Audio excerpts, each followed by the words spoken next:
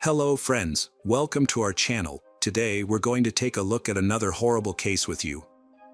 The case of Jennifer Wilbanks. Jennifer Wilbanks was born on February 28, 1973, in Georgia, where she spent her entire life surrounded by family, friends, and work. It was in Duluth that she met her fiancé, John Mason, who was also 32 years old. John came from a wealthy family that owned a private medical clinic in Duluth. His friends described him as a kind and caring person who was always willing to help those in need. Jennifer and John had been dating for about a year and seemed like the perfect couple. Everyone who knew them was excited when they announced their engagement. The wedding preparations were underway, and a lavish ceremony was planned for April 30, 2005, with several hundred guests invited. However, just 4 days before the wedding, on April 26, 2005, John reported Jennifer's disappearance to the police. He claimed she had gone for an evening run and never returned. John initially tried to find Jennifer on his own but eventually sought help from law enforcement. The next day, April 27, a massive search operation was launched, involving over 300 police officers and volunteers.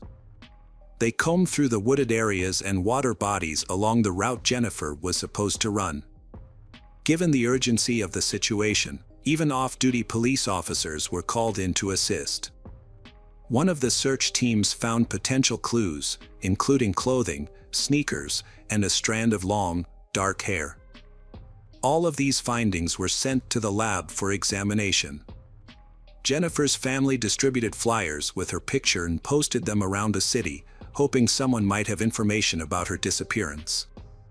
The media picked up the story, and billboards with her image appeared around town. The police searched the home she shared with her fiancé, John, but found nothing suspicious. As the investigation continued, Major Donald Woodruff of the Duluth Police Department announced that Jennifer's disappearance was being treated as a criminal case, with the FBI and Georgia Bureau of Investigation involved.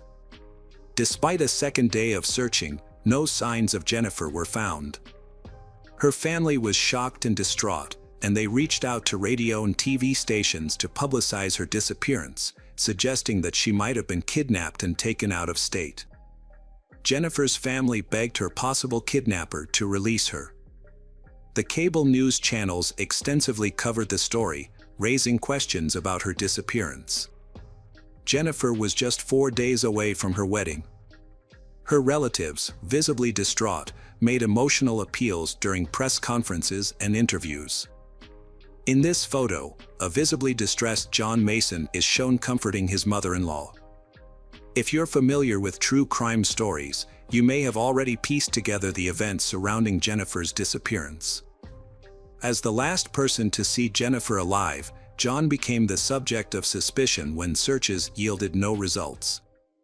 Investigators sought to uncover the truth behind John's wholesome image. To those who knew him, he appeared to be a law-abiding citizen who attended church every Sunday and couldn't harm a fly. He was asked to take a lie detector test, but he declined. Instead, he took a private polygraph test with his lawyer present and gave the results to the police. However, this unusual action only heightened the detective's suspicions about John Mason. The test results did not conclusively determine whether John was involved in his fiancée's disappearance. To investigate potential motives, detectives conducted a thorough search of their home and seized 3 computers. Notably, no signs of a struggle or evidence of a crime were found in the house. On the day before the wedding, Jennifer's family offered a $100,000 reward for information that could help find her, either dead or alive. The police held a press conference to announce that they were ending the active search. According to the police chief, they had exhausted all possible leads in the area and found no clues, leading them to call off the search. John Mason attended the press conference but did not speak to reporters. Jennifer's uncle speculated that John was simply unsure of what to say, which only fueled speculation about his involvement in her disappearance. Initially, the police found some items, including clothes, shoes, and a lock of hair, that they thought might be connected to Jennifer's disappearance. However, further investigation revealed that these items had no link to her case. The only suspect with a potential motive was John, and journalists were closely following him, making it seem likely that he was involved in her disappearance. However, no concrete evidence had been found. The next day, which was supposed to be Jennifer's wedding day, people gathered to pray for her safe return. On the evening of April 29th, John received a mysterious phone call from an unknown number. When he answered, he was shocked to hear Jennifer's voice on the other end. She told him that she had been kidnapped, taken to an unknown location, and forced into a physically intimate situation. She was crying and said that after everything was over, she was released, but now she was lost and didn't know where she was. John was overcome with emotions as he spoke to Jennifer, trying to remain calm to keep her calm as well. He was relieved to know she was alive, but soon, a new development would arise. After talking to John, Jennifer called 911 and reported her alleged kidnapping and release, stating that she was unsure of her location. The police investigation into Jennifer's disappearance led them to a payphone in Albuquerque, New Mexico, over 1,400 miles from her hometown of Duluth, Georgia. When officers arrived at the scene, they found Jennifer, who was reunited with her relieved family. The family praised the efforts of the community and the media, believing their attention had persuaded the supposed kidnapper to release Jennifer. However, during her interview at the police station, authorities noticed discrepancies between Jennifer's account of her ordeal and her actual appearance. She claimed to have been held captive by a man and a woman in their 40s, tied up in a blue van. But when FBI agents questioned her, they found numerous inconsistencies in her story. Confronted with these discrepancies, Jennifer confessed that she had fabricated the entire kidnapping. Jennifer had actually left her fiancé, John, by telling him she was going for a run and instead boarded a bus to New Mexico. She explained that she had been overwhelmed by the pressure of her upcoming wedding and couldn't cope. Further investigation revealed that Jennifer had a history of problematic behavior, with 3 prior charges of shoplifting. Jennifer was involved in several incidents of theft before her infamous kidnapping case. In 1996, she stole $37 worth of goods from Walmart. The following year, at the age of 24, she was accused of stealing $1,740 worth of merchandise from a supermarket. She paid for the damages and completed community service, which led to the theft charges being dropped. However, in 1998, she was caught stealing again, with damages amounting to $98. There were also allegations of theft from families who had hired her as a nanny. These thefts were considered minor, and she managed to avoid imprisonment. After her disappearance and subsequent return, the attention shifted from the thefts to the large-scale search operation conducted by the state of Georgia, which cost nearly $60,000. Jennifer attributed her disappearance to the overwhelming pressure of her impending wedding. With numerous tasks to complete and limited time, she felt stressed and pressured. Authorities later stated that the wedding had become too much for her to handle. Duluth Police Chief Randy Belcher clarified that Jennifer's fiancé was innocent of any involvement in her disappearance, despite initial suspicions. Jennifer Wilbanks, dubbed the runaway bride, apologized publicly to her family, friends, and community for her disappearance. When she returned, her fiancé, John Mason, immediately gave her back the engagement ring she had left behind, signifying his ongoing commitment to their relationship. According to Mason, his commitment to Wilbanks was solidified when he proposed and gave her the ring, regardless of their unfinished wedding plans.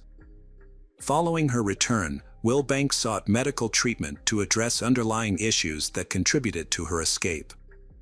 However, her troubles persisted, and she was charged with making false statements related to her disappearance. This led to a guilty plea for perjury, resulting in 2 years of probation, 120 hours of community service, and a restitution payment of over $15,000 to the city. The situation took another turn when Wilbanks sued her now ex-fiancé, John Mason, in 2006.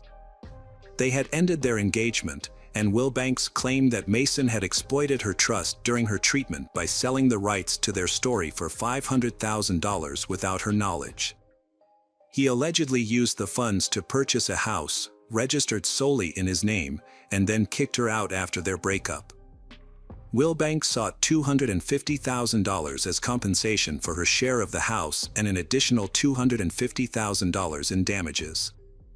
After the failed wedding, John Mason filed a countersuit against Jennifer Wilbanks, claiming he suffered emotional distress from being left at the wedding and suggesting she might have been involved in her own disappearance. In December 2006, both parties dropped their lawsuits, reportedly as part of a settlement. Meanwhile, Jennifer's notoriety caught the attention of global media, making her a temporary celebrity. In the aftermath, several products emerged, such as a runaway bride action figure and a hot sauce called Jennifer's Hightail and Hot Sauce. A musical play based on her story opened in Duluth, Georgia, in March 2008.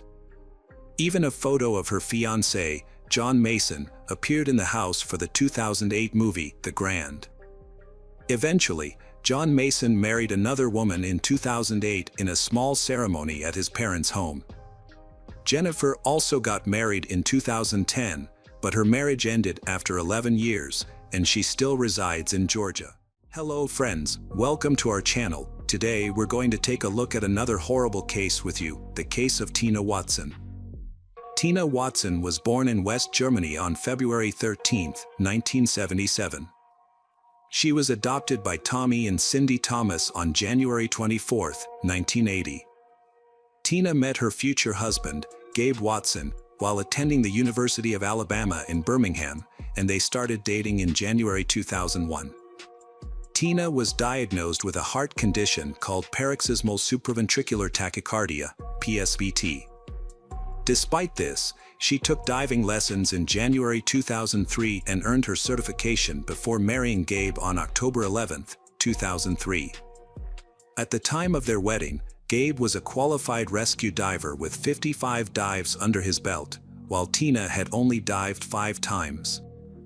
As Tina and Gabe's wedding day approached, Tina's anxiety grew.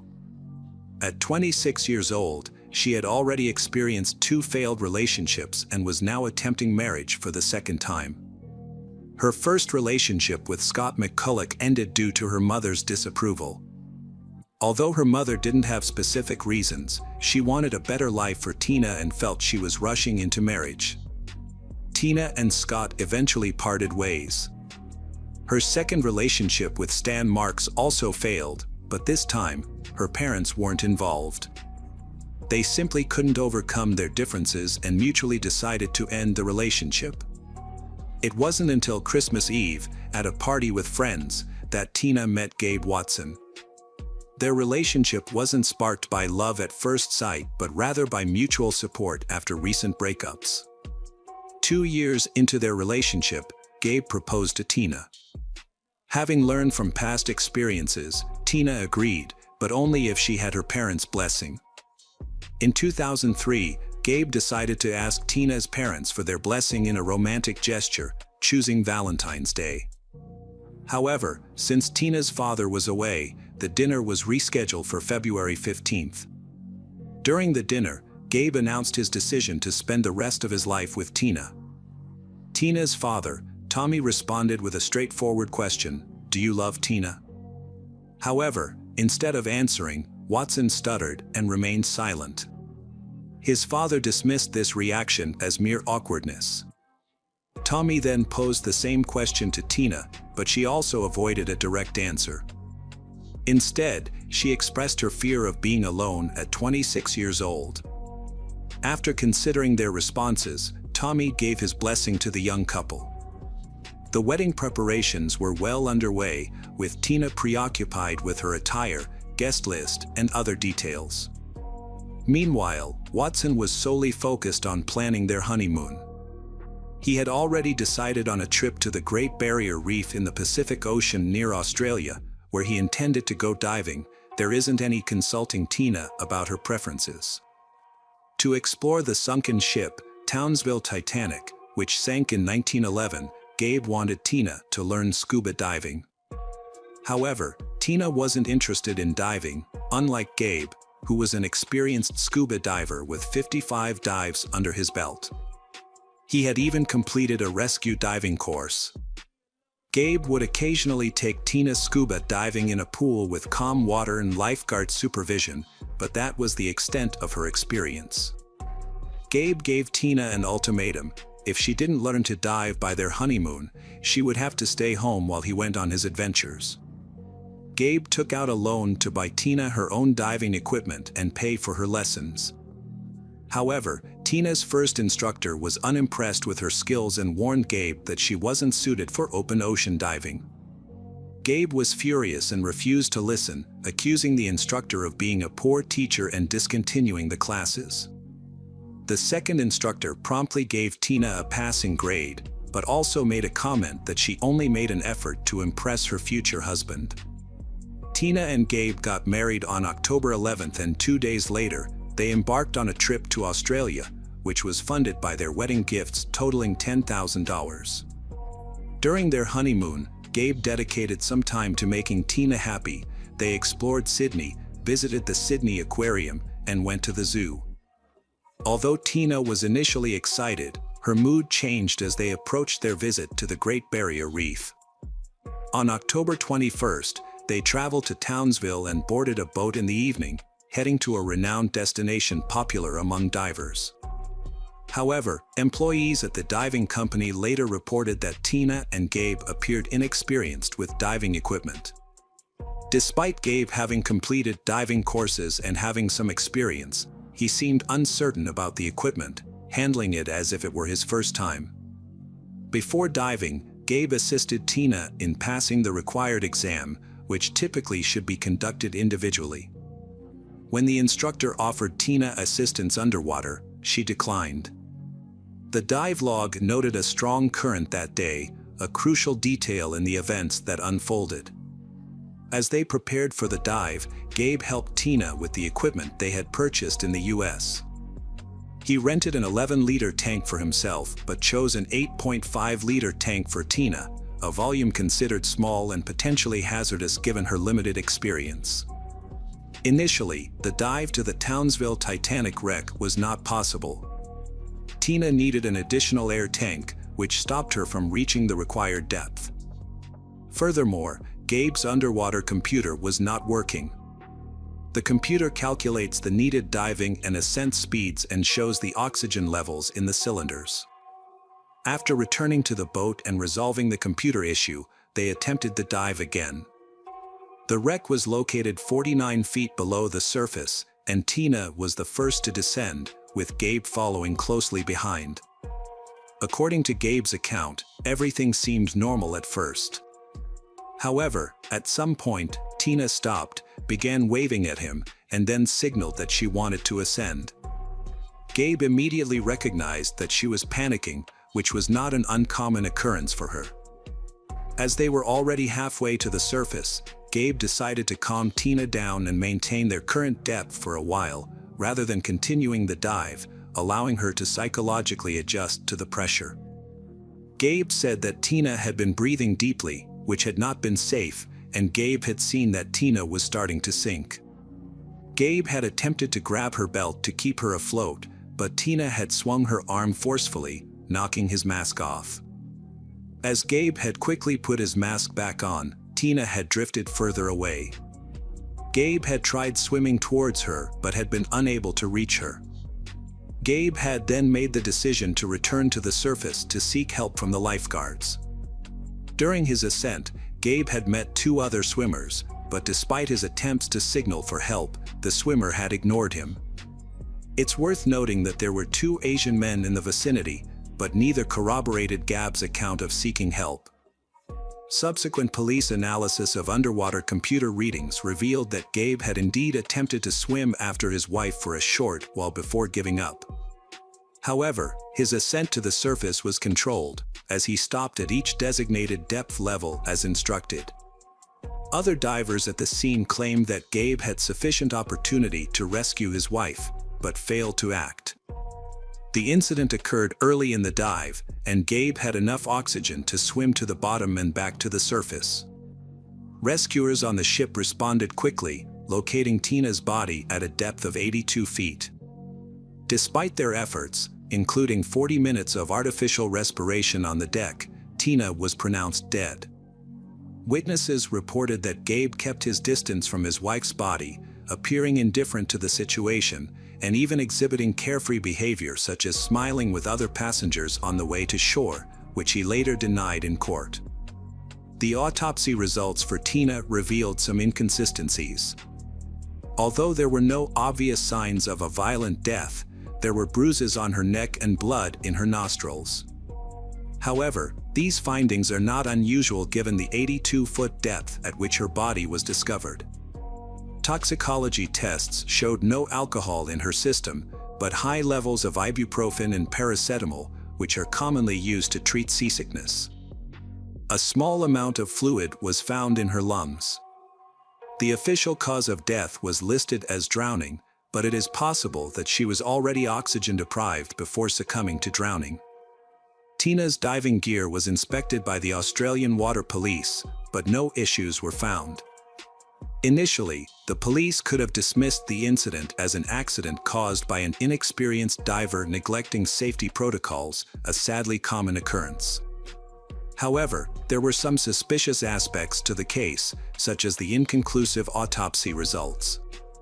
Additionally, Watson's unusual behavior, as reported by the diving team, didn't align with the expected actions of a grieving husband. These inconsistencies made it difficult to close the case, leading to a prolonged investigation. Gabe began to suspect that the detectives were investigating him.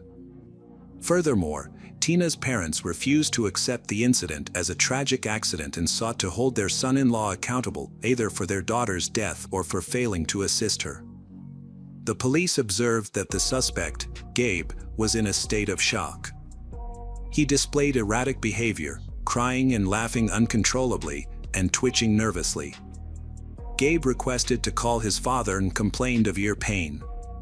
He also begged his father to inform his wife's parents about the tragic event. Later that night, Gabe was released from police custody. He proceeded to the yacht owned by the company that had organized the diving trip to the reef. Gabe asked the company for a place to stay for the night, citing that the trip was initially supposed to last 2 days but was cut short due to his wife's death. He also requested a partial refund for the dive, as he never got to see the sunken ship. On October 24th, Gabe's mother arrived in Townsville to support her son and help him find a lawyer. At Gabe's request, they visited the morgue, where he wanted to see his wife one last time. Although Gabe was still considered a suspect, his actions were those of a grieving husband.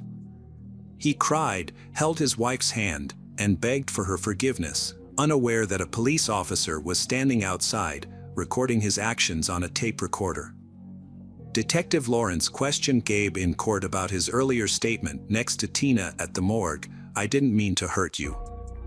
Lawrence sought clarification on what Gabe meant by it. Gabe had been traveling home with his wife's body and had a layover in Oakland.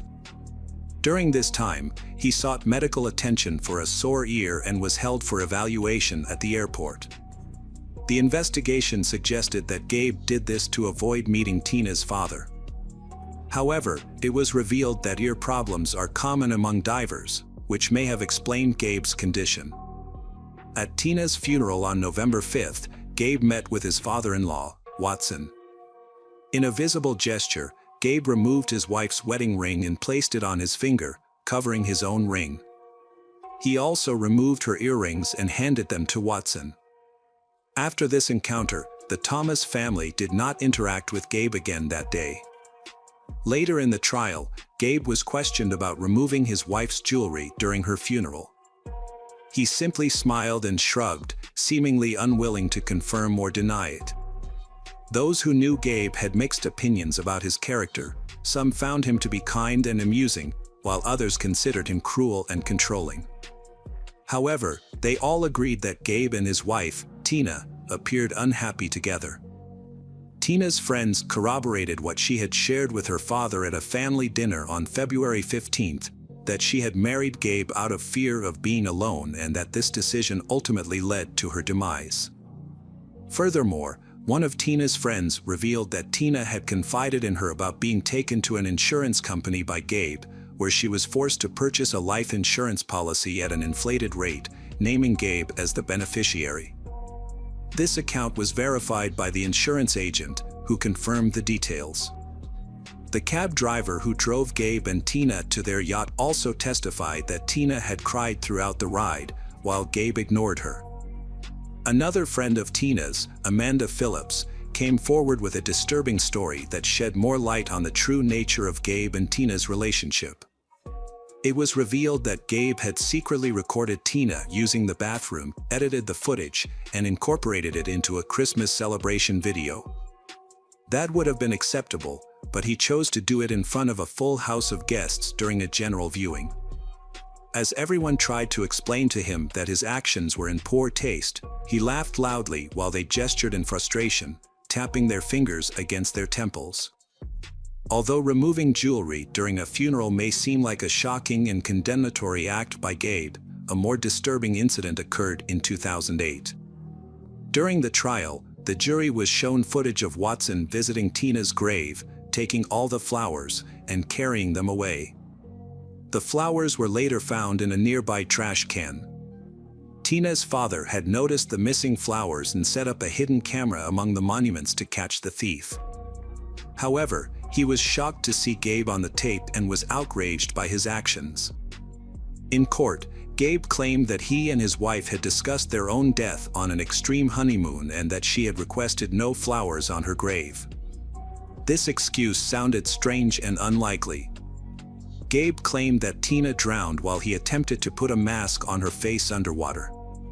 However, it was later revealed that this was impossible without an additional air source, which in this case was Tina's oxygen supply. In November 2008, Australian authorities arrested Gabe. His trial began on June 5, 2009, where he pleaded guilty to failing to save his wife. As a result, he was charged with negligent homicide and sentenced to 18 months in prison. Upon completing his sentence, Gabe returned to the U.S. However, a year later, he was charged with first-degree murder by a U.S. court. The prosecution alleged that his motive was to collect insurance payouts following his wife's death. Gabe's lawyer defended him by shifting the blame onto the diving company, claiming that its employees had failed to ensure tourist safety and were now afraid of losing their business due to potential license revocation. Regarding the insurance payout, Gabe received $33,000. However, he spent significantly more on lawyers and additional expert analysis. Despite this, the prosecution maintained that Gabe's expenditure was an attempt to avoid suspicion, as he could not assume he would be believed. The prosecutor also disputed the fact that Gabe, who had a degree in drowning rescue, was unable to save his wife. Gabe addressed the jury, reflecting on the past 7 years since the tragedy. He expressed that he has thought about that terrible day every day, and the public has blamed him, calling him a murderer. Gabe noted that nobody has shown him understanding or empathy, except for his late wife's parents, who he understands will never forgive him. Gabe acknowledged that he can be accused of not doing enough to save his wife, Tina, but he believes he has already been punished for that.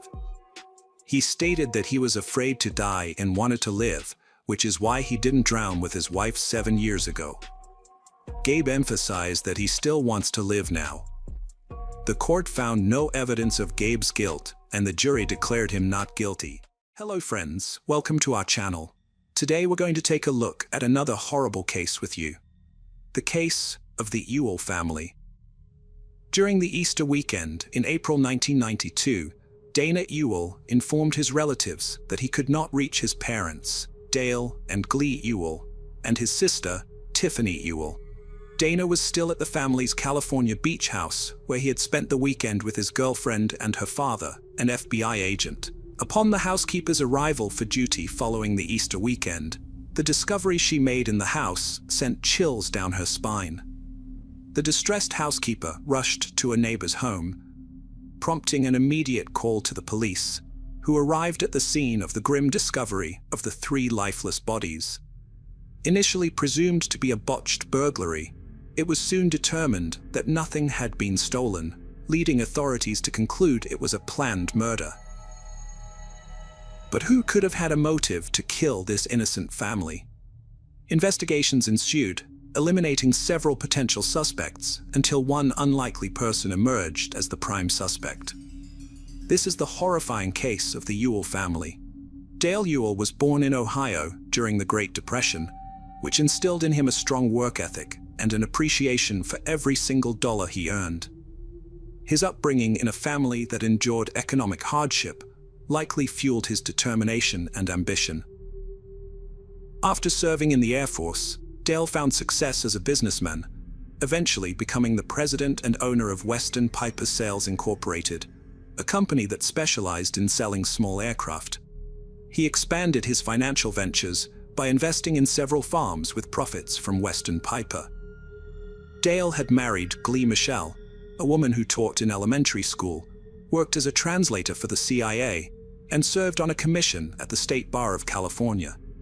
Together, they became parents, welcoming Tiffany in 1967 and Dana in 1971. Dale's achievements afforded the Ewell family a comfortable residence in Sunnyside, a beachfront property in Pararo Dunes, as well as luxury automobiles and designer clothes. The primary source of the Ewells' income was the sale of light aircraft and extensive investments in the stock market. Having established his aviation enterprise successfully, Dale ventured into purchasing several farms, ultimately amassing significant wealth. Dale and Glee's combined net worth was estimated at $8 million, portraying them as the embodiment of the American dream, even though they maintained a modest lifestyle. While Tiffany followed in her parents' footsteps, Dana significantly diverged from their path. While attending the University of Santa Clara, Dana Ewell portrayed himself as a prosperous entrepreneur, claiming that he was the source of his family's wealth. His fabricated narrative garnered attention from a local newspaper and was even included in the Ewell family's school yearbook in 1990.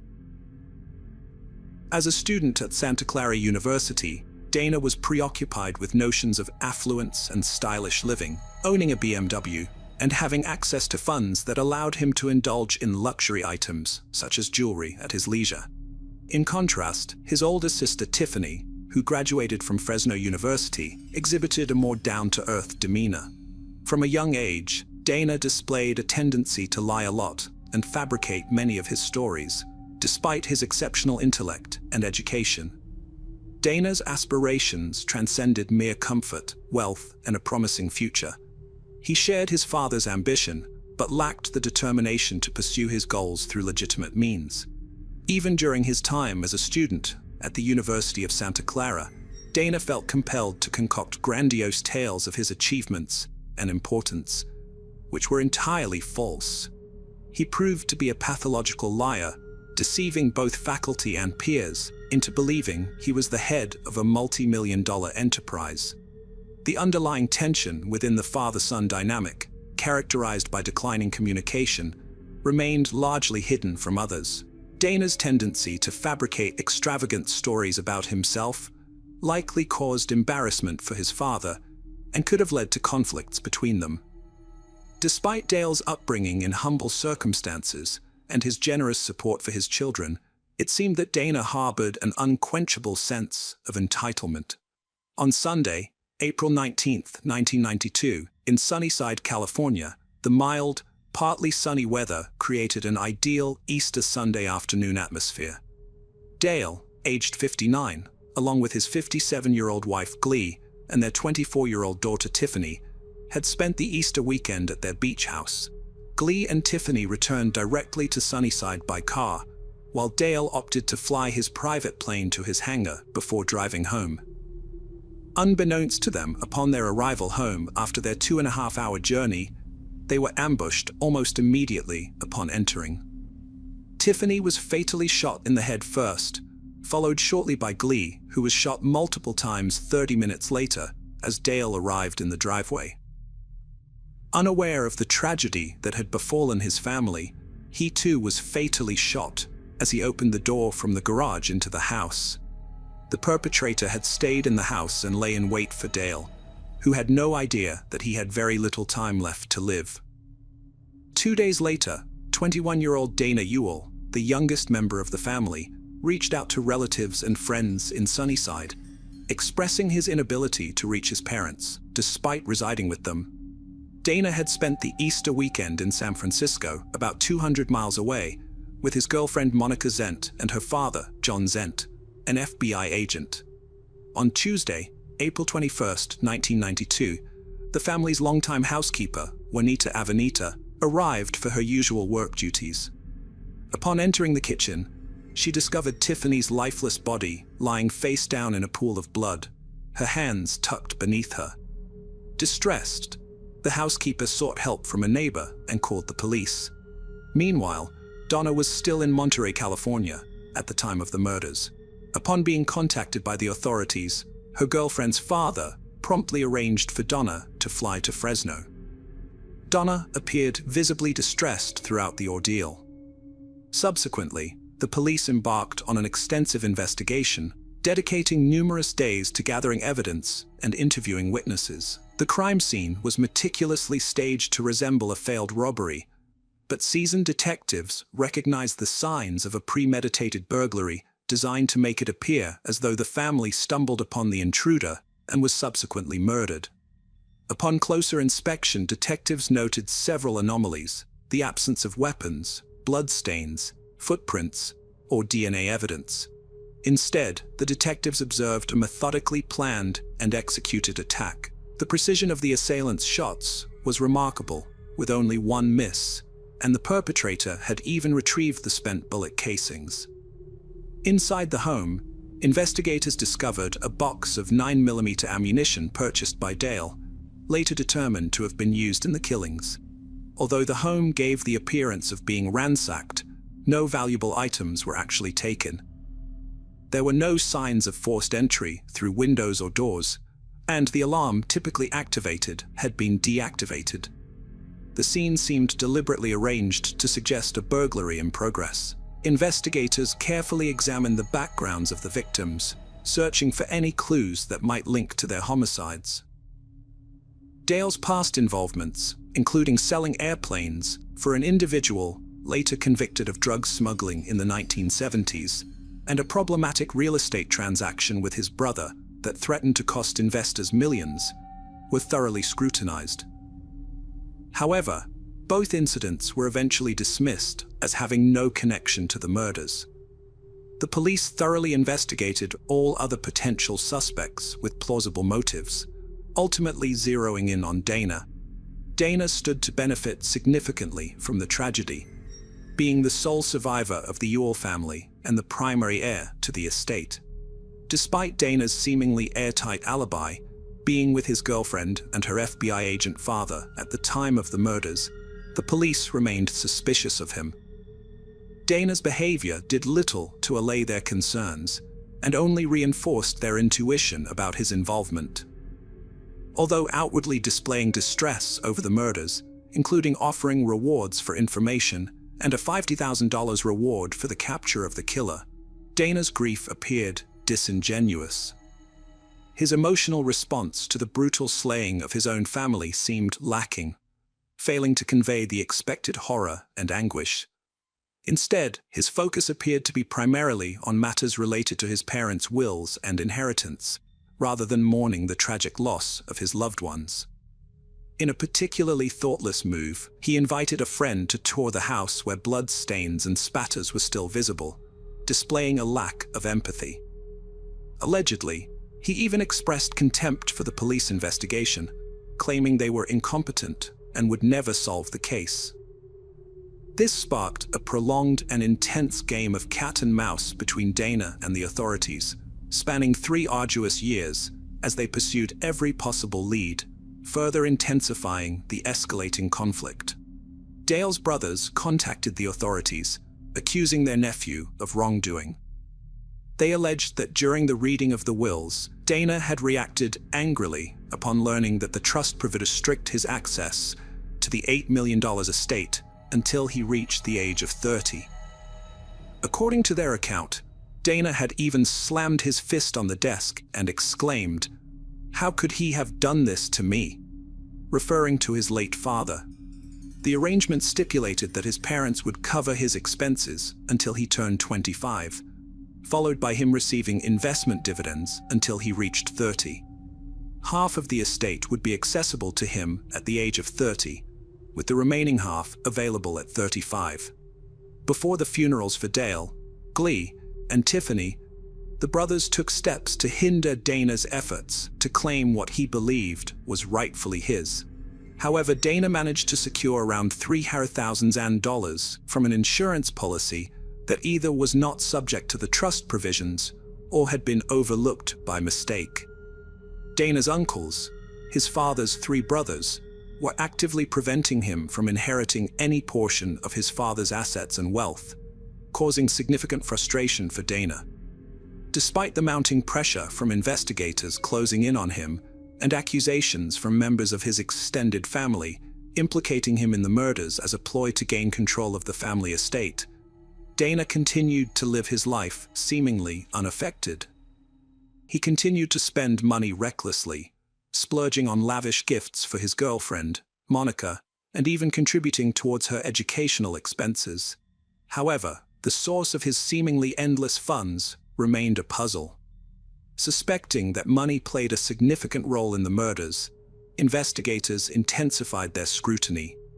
They uncovered evidence indicating that Dana had been embezzling money from various sources, including his grandmother's $40,000 trust account. By the time detectives intervened, the elderly woman had been left with a mere $2,000 to cover her ongoing care expenses at a nursing facility. The revelation that Dana had exploited his vulnerable grandmother for financial gain only solidified the police's suspicions about his character. Despite this damning discovery, the authorities still needed conclusive evidence linking Dana to the murders before they could make an arrest. One of Dana's college acquaintances, Joel Rovick, was usually captivated by Dana's elaborate tales and his portrayal of a pampered, affluent lifestyle. Joel found Dana intriguing, especially his wealth, success, and apparent ability to effortlessly attract the most attractive women.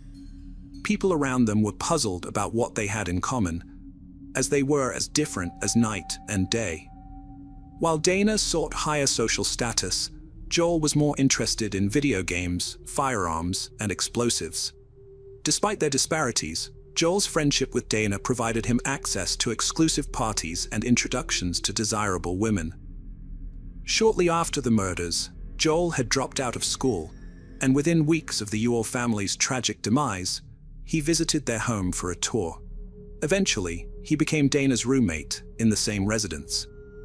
Joel's association with Dana marked a crucial turning point in the investigation. Both Dana and Joel started making unusual cash purchases, such as helicopter piloting lessons, despite Joel lacking an apparent source of income.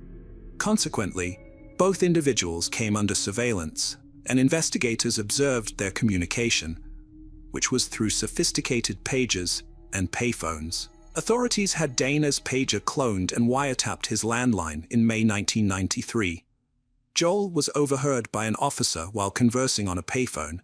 He was recorded saying, "They don't have evidence. They will try to catch you in a lie." On another occasion, he was heard advising, "Just play the game." Dana continued playing the game, buying his girlfriend a new car and covering her law school tuition after exhausting the insurance payout.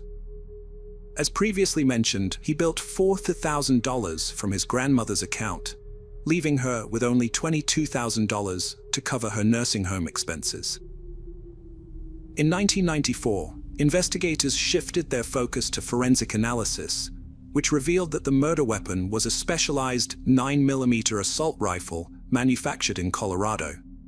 Records from the company indicated that such a rifle had been purchased by an individual named Nest Jack Pon shortly before April 1992.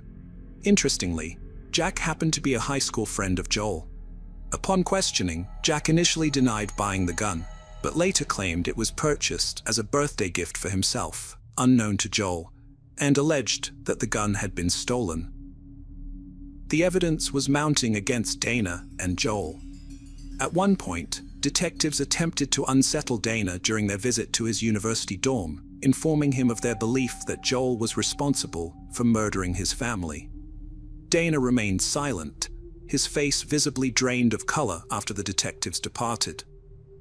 Unaware they were being observed, Dana and his girlfriend Monica, who was present during the visit, hurriedly made a phone call to Radovich. On March 2, 1995, the police took action and arrested Dana and Joel. Joining them were Peter Rovick, Joel's brother, and Jack Pon. Peter had struck a deal with the authorities, offering testimony against his brother and Dana in exchange for immunity. He confessed to the police that he had crafted a homemade silencer and attached it to the murder weapon, disposed of the gun barrel, Joel's tennis shoes worn during the killings, and a collection of gun enthusiast magazines. Peter admitted to carrying out these actions in collaboration with Jack Pon. Upon his arrest, Jack provided a contrasting narrative regarding the firearm. He confessed to purchasing it for Joel, but claimed ignorance about its intended use in the murders. Additionally, he corroborated Peter's account of their joint disposal of evidence. Jack, like Peter, received immunity in exchange for his testimony at trial. As a result of Peter and Jack's statements, the barrel of the murder weapon was located, buried in a dirt field. Dana and Joel, however, were obviously not offered any plea deals. Instead, they were charged with 3 counts of first-degree murder and special circumstances, rendering them eligible for the death penalty. The trial didn't commence until late 1997. Dana and Joel, who had once been close enough to travel to Mexico together, share flying lessons, and even live in the same house where Dale, Glee, and Tiffany were killed, now had separate legal representation and adopted different stances during the trial. Prosecutors contended that Dana's motive stemmed from greed, alleging that he had promised Joel a portion of the inheritance. Dana's attorney argued for his innocence, claiming that Joel and Jack had planned and carried out the murders. Meanwhile, Joel's attorney, acknowledging the weight of the evidence against his client, aimed to save him from the death penalty. During his testimony, Jack Pon revealed that he not only purchased the murder weapon for Joel and aided in its disposal, but that Joel had also provided him the details of the events that transpired on that fateful day in April 1992, which he was ready to share. Dana had approached Joel, pleading for a favor which was hard for him to reject. Acting as the executor of Dana's plan, Joel entered the Ewell residence with specific instructions, having meticulously prepared by shaving his entire body. Joel waited patiently for 12 hours, perched on a plastic sheet, to avoid leaving any trace of DNA behind, even a small eyelash. He was also instructed to ensure no bullet casings were left at the scene. Tiffany was the first victim, passing by Joel without noticing him before he fatally shot her in the back of the head. Glee, however, caught a glimpse of the assailant and was struck by a bullet despite attempting to flee to the office. Bleeding profusely, she was pursued and mercilessly shot multiple times by Joel, who then straddled her in a chilling moment just before firing the fatal shot. Glee locked eyes with Joel, recognizing him as a friend Dana had introduced to the family a month prior. After fatally shooting Glee, Joel proceeded to change the magazines in the gun and don fresh gloves, awaiting Dale's arrival. He subsequently murdered Dale as well.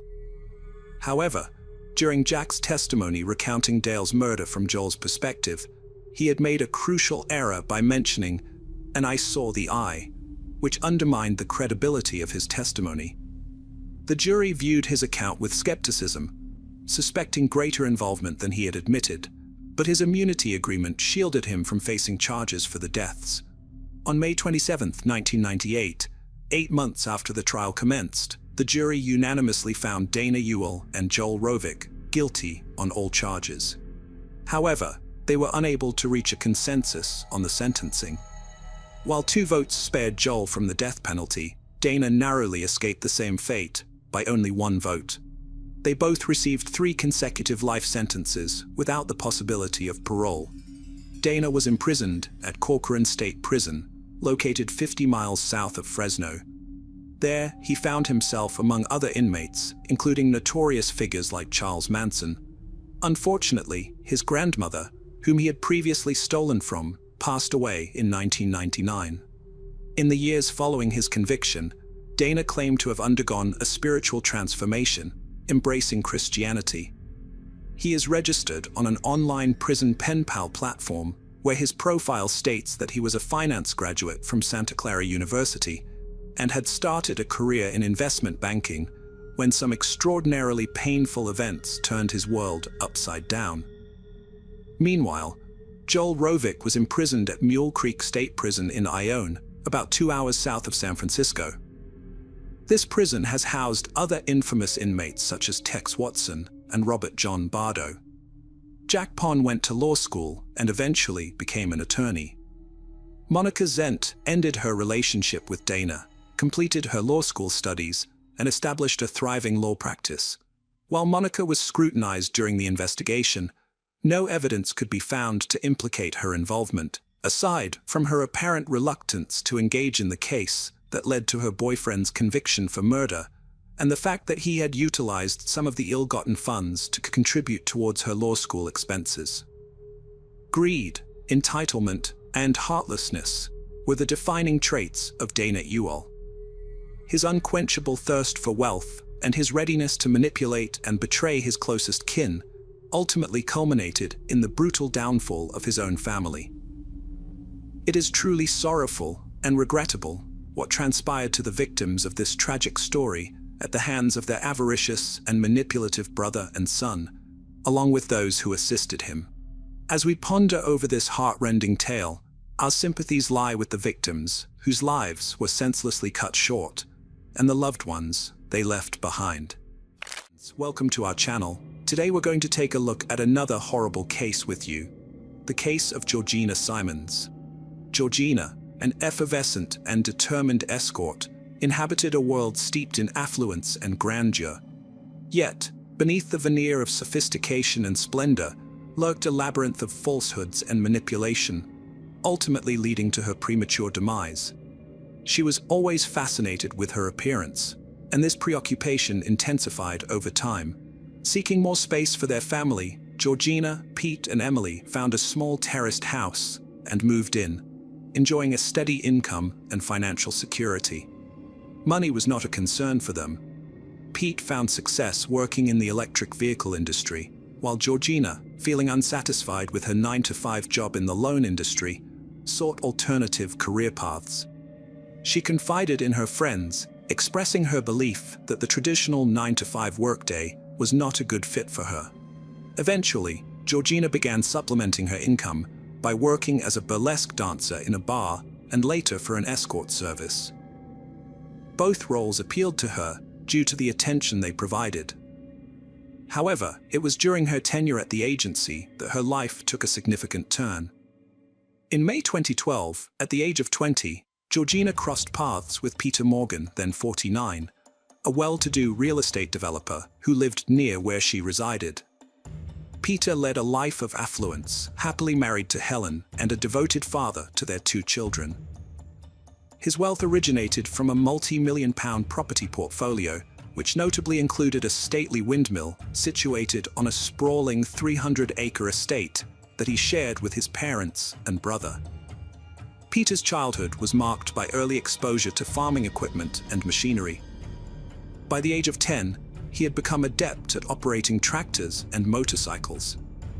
Opting out of formal education, he remained within the family business until the age of 34, indulging in a lifestyle where money was of little concern. Peter acknowledged a singular lapse in judgment, an encounter with a sex worker in Amsterdam, but otherwise maintained his dedication to his marriage. However, a perceived midlife crisis in his 40s led him to use technology such as smartphones to engage with sex workers through escort agencies.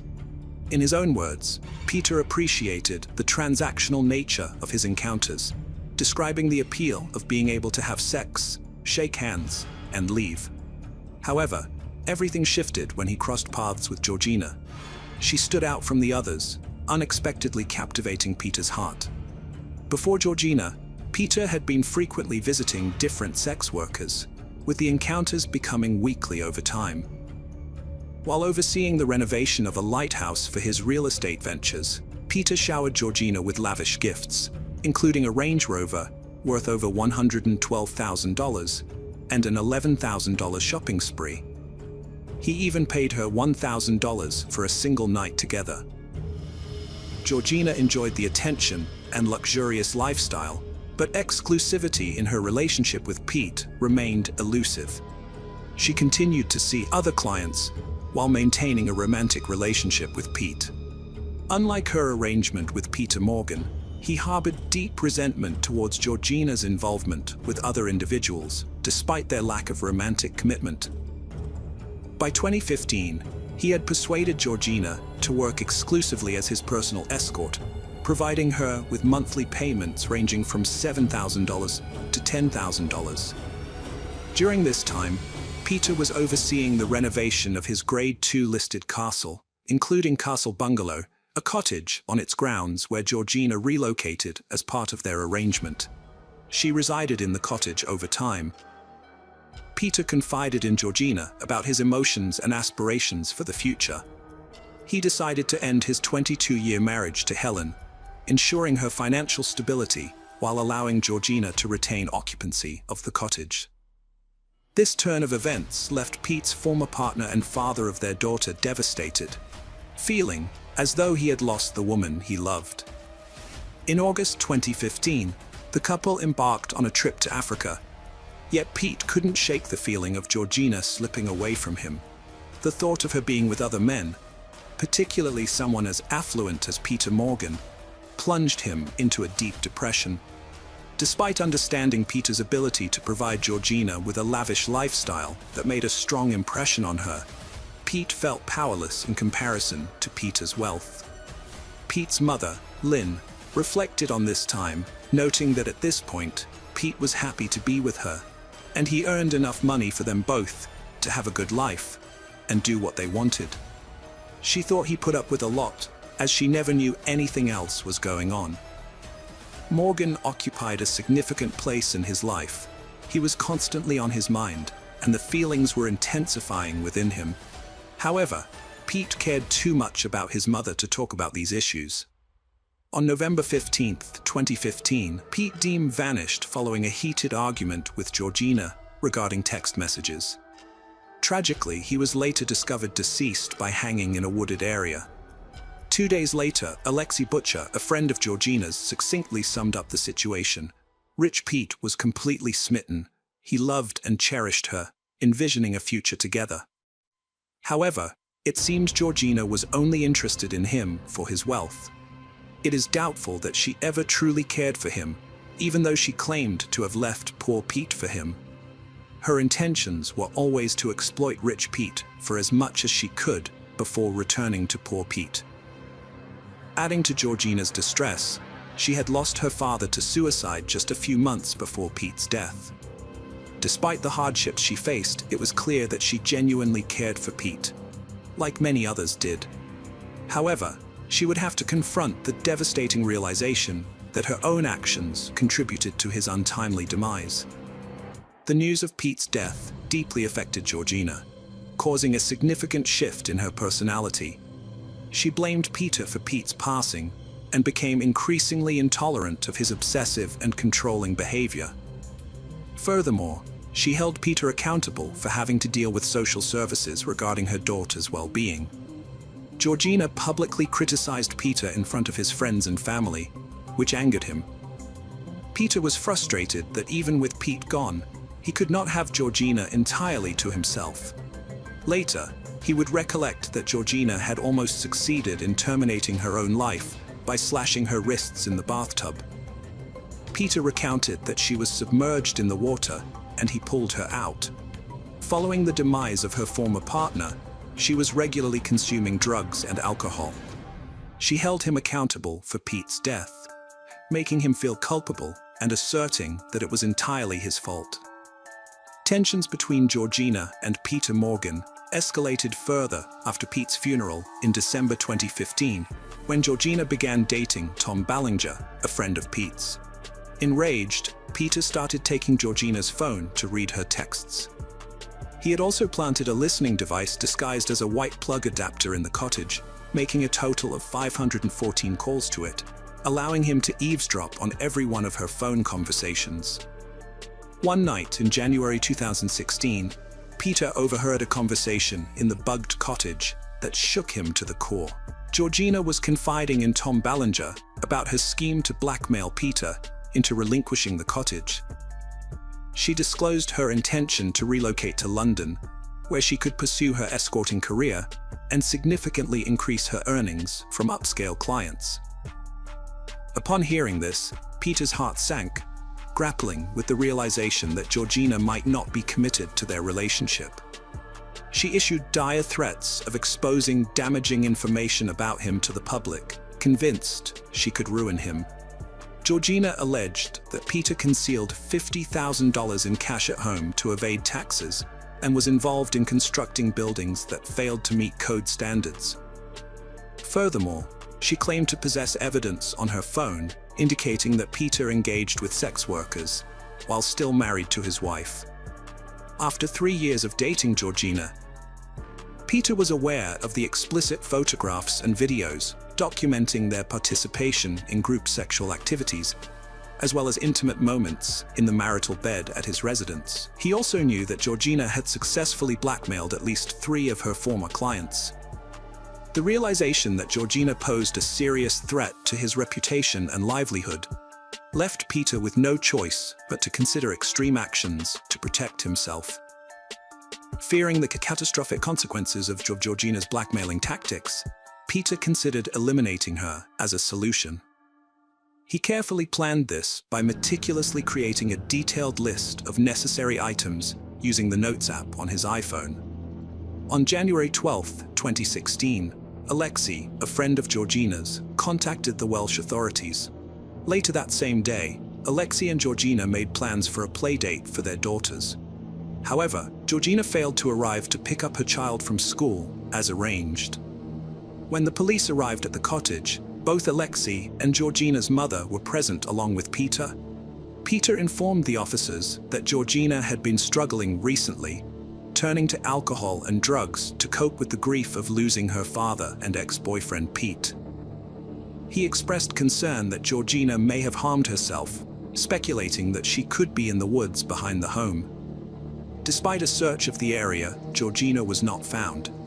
Due to her mental state, authorities classified Georgina as a high-risk missing person. In the end, Peter admitted to the police that he had intervened and taken Georgina's phone from her, fearing she intended to use it to arrange a drug transaction. Furthermore, information gathered from Georgina's family and friends revealed that Peter was deeply infatuated with her, whereas she viewed their relationship solely as a business arrangement. Alexei informed the authorities that Georgina had decided to terminate her association with Peter and was looking forward to the future. Peter was brought in for questioning after the police located the phone. After prolonged interrogation, he eventually confessed to strangling Georgina and burying her body on the property. Law enforcement officers found Georgina's remains concealed beneath farm machinery, bound with rope and with an orange string tied around her neck, indicating she had been strangled. Georgina's handbag, vehicle, and house keys were discovered discarded in the trash, along with her high heels. Additionally, the police uncovered Peter's listening device, which he claimed he had installed to ensure Georgina's safety. However, call logs for Peter revealed that the listening device had been utilized 514 times between 2015 and 2016. Ultimately, Peter justified his purchase of the listening device by claiming he believed Georgina was exploiting him. He alleged that he had overheard Georgina discussing plans to blackmail him into surrendering the cottage. Peter carefully compiled a shopping list on his phone as a reminder of the items he needed to purchase, which included a polytarp, a handle, snips, string, tape, gloves, a plug, and a bag, tools later used in Georgina's murder. Furthermore, the police obtained footage from the farm's security system that captured Peter's arrival and exit from the vehicle, as well as the concealment of Georgina's body. The authorities speculated that Peter was unaware that his wife had installed the cameras after his departure on January 14, 2016. Peter was formally charged with murder, and his trial began on November 28, 2016. During the trial, he pleaded not guilty. The prosecution argued that Peter's obsession with Georgina led him to meticulously plan and carry out her murder. In contrast, Peter's defense asserted that his Asperger's disorder impaired his ability to fully comprehend the consequences of his actions, which could mitigate his culpability. Despite testimony from 2 doctors, the prosecution's expert disagreed with this assessment. Ultimately, the jury found Peter guilty of murder on December 21st, and he received a life sentence with the possibility of parole after 25 years. In October 2017, Peter filed an appeal against his conviction and imprisonment. However, the appeal was dismissed in March 2018. The unexpected death of Georgina deeply affected her family and friends, plunging them into deep grief. Her vibrant personality, now a treasured recollection, stands as a poignant reminder of a life cut short by this tragic event. The community came together in a display of unity, offering sincere support to Georgina's family and friends as they grappled with their sorrow. Their steadfast presence served as a powerful testament to the resilience that can be found in the collective strength of a community facing hardship. Though Georgina's life was tragically short-lived, her legacy continues to live on in the hearts of those who cherished her. May her memory inspire others to savor every moment and appreciate the preciousness of life. Hello friends, welcome to our channel. Today we're going to take a look at another horrible case with you, the case of Keely Bunker. What happens when a trusted friend who is meant to keep you safe turns out to be the very monster you should flee from? In the case of Keely, she discovered the dark and unsettling truth behind her friend's seemingly innocent smiles. But unfortunately, it was too late. This is the heart-wrenching story of Keely Bunker. We extend our heartfelt condolences to the family and friends of Keely, who will forever cherish her memory. Before the 19th of September 2019, Keely was full of life. Born on the 7th of September 1999, Keely was both a blessing to her parents and a role model to her siblings. Her mother described her as a precious and beautiful daughter, while her sister described her as one of the most vibrant, caring, and beautiful souls this earth has ever seen. She was a go-getter who had worked her way through the hurdles of life to get a degree and become a teacher. On the day she met her tragic fate, she was to go in for an interview to become an assistant teacher. But that promising life was cut short by her childhood friend, Wesley Street. Wesley and Keely had known each other since they were in infant school. Although they might not have been best of friends, they were quite close because they maintained their friendship through the years. It was for this reason Keely invited him to her 20th birthday celebration after the musician H's concert at the O2 on the 18th of September 2019. Keely was very excited about that day. On the day of the concert, Keely and her best friend, Monique Riggin, met Wesley at the New Street station in Birmingham. After the concert, the trio went to a nightclub where they partied till 2:40 a.m. Then they got a taxi back to Tamworth, where they stayed. Keely's house was a walking distance from where they alighted, and Monique had asked her to stay the night due to concerns about her safety. But Keely didn't want to miss the job interview she had fixed the next day and said, "I've got Wes, he'll walk me back, it'll be fine." That was the last time Monique saw her. The next day, Keely didn't get to the interview, and friends and family tried to contact her. By 5:30 p.m. that day, her father filed a missing persons report. After reaching out to friends, the police discovered Wesley was the last person to see her, and he was immediately brought in for questioning. The 20-year-old man claimed to have parted ways with Keely when they reached a telephone box close to his home, leaving her to walk the rest of the path alone. As part of the investigation, the police officers told him to take them to the exact location, and he pointed it out.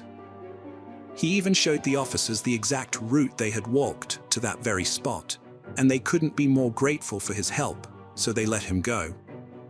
But at 9 p.m., her uncle, Jason Brown, who was part of the search party, discovered Keely's body submerged in a pond in Wigington Park in Tamworth.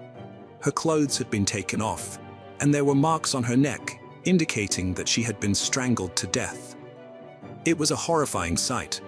Wesley immediately became the first suspect. The police arrested Wesley, and the interrogation began.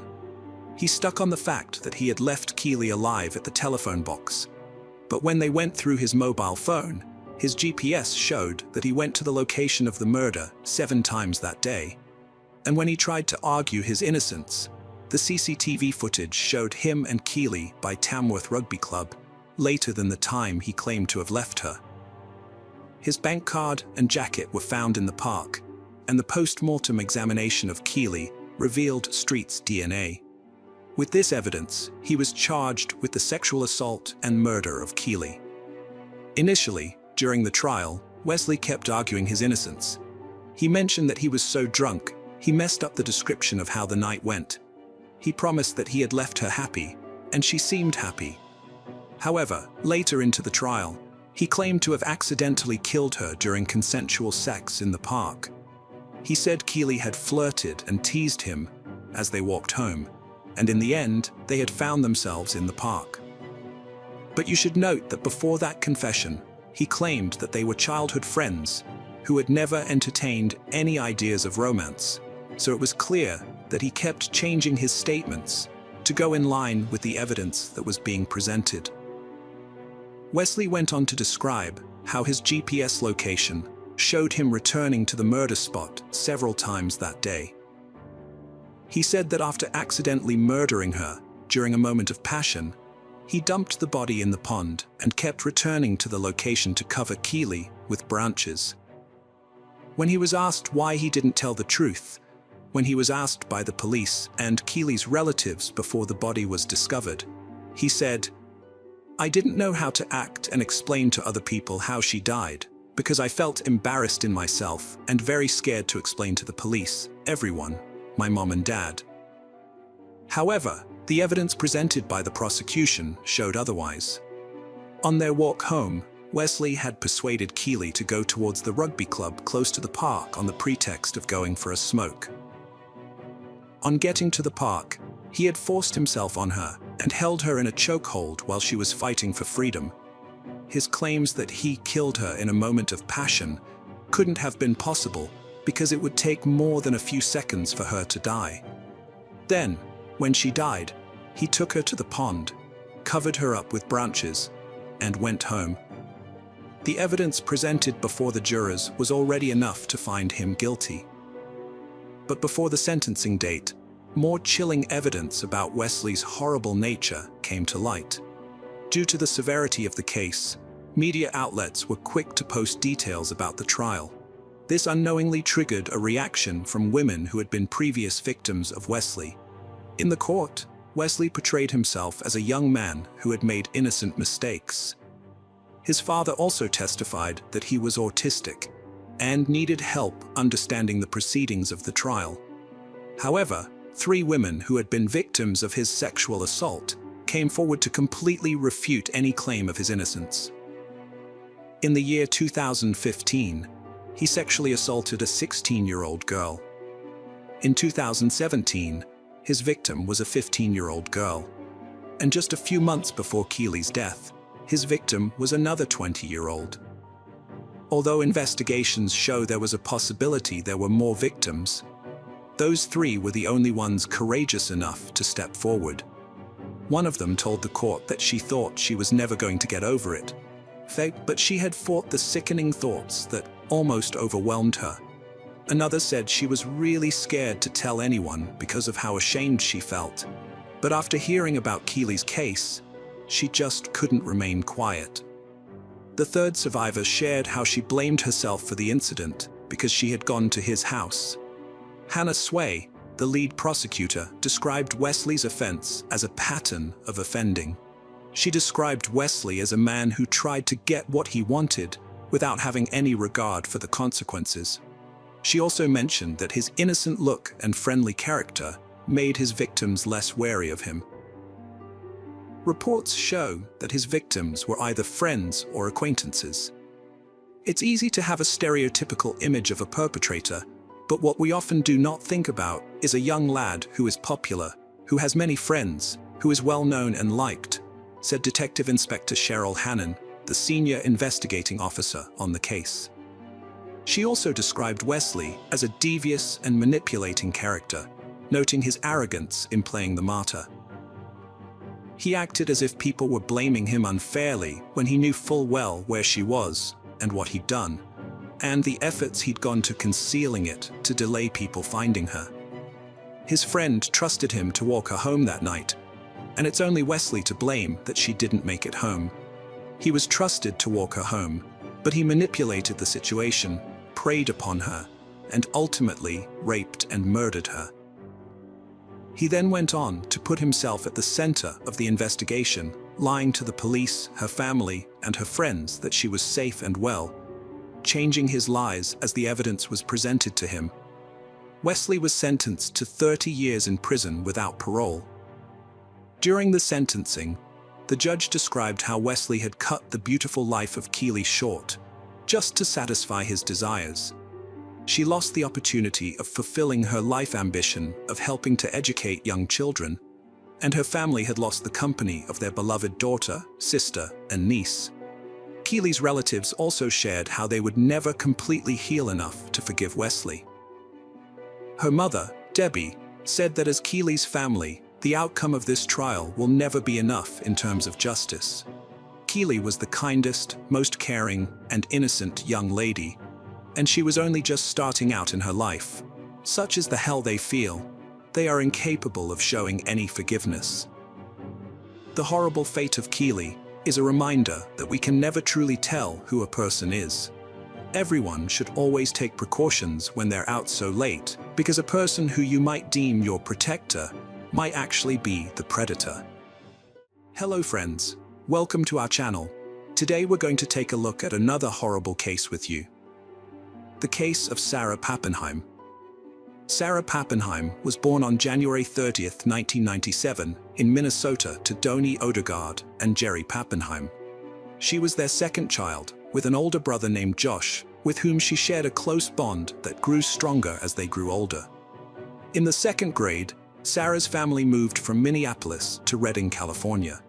She graduated from Foothill High School in 2015, where she was not only a diligent student, but also an enthusiastic member of the school band, playing the drums.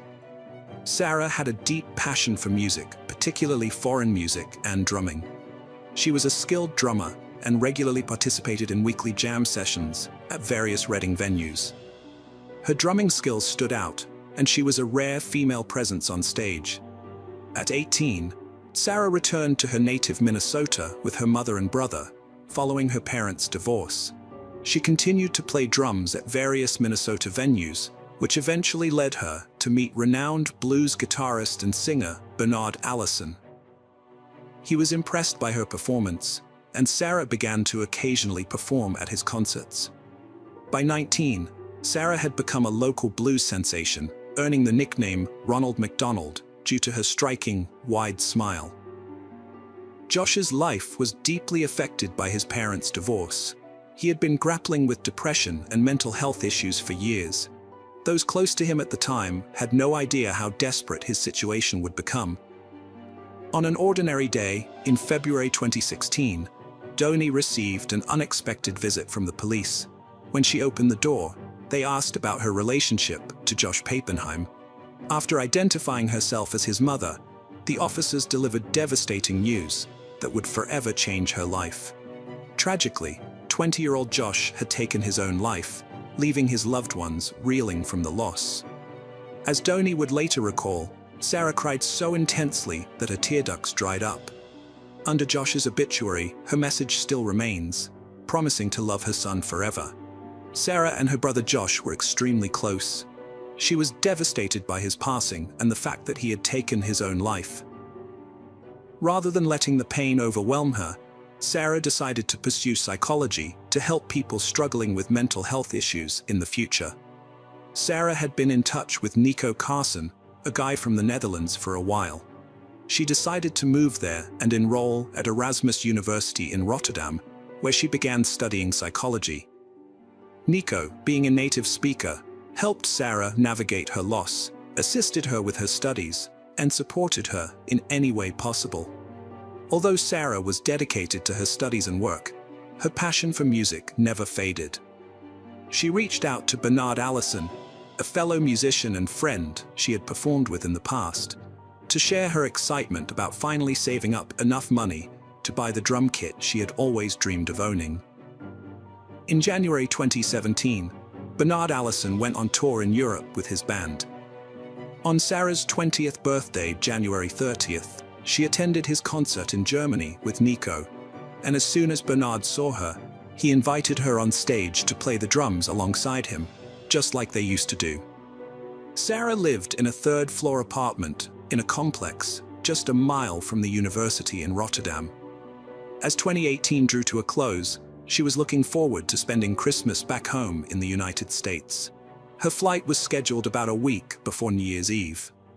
But everything took an unexpected turn on December 12th. Donnie Odegaard's heart sank when she saw a police officer standing on her doorstep, a sight that brought back painful memories of 2016, the year her son passed away. As the officer began questioning her about her daughter, her legs started shaking uncontrollably. She instinctively knew what the officer was about to tell her, yet she couldn't bring herself to accept the devastating news. The officer, convinced that he was speaking to Sarah Poppenheim's mother, delivered the heartbreaking news. Her daughter had passed away. Donnie felt like she'd been punched in the gut. The news was too much to bear, and she lost consciousness. This tragedy was all too familiar.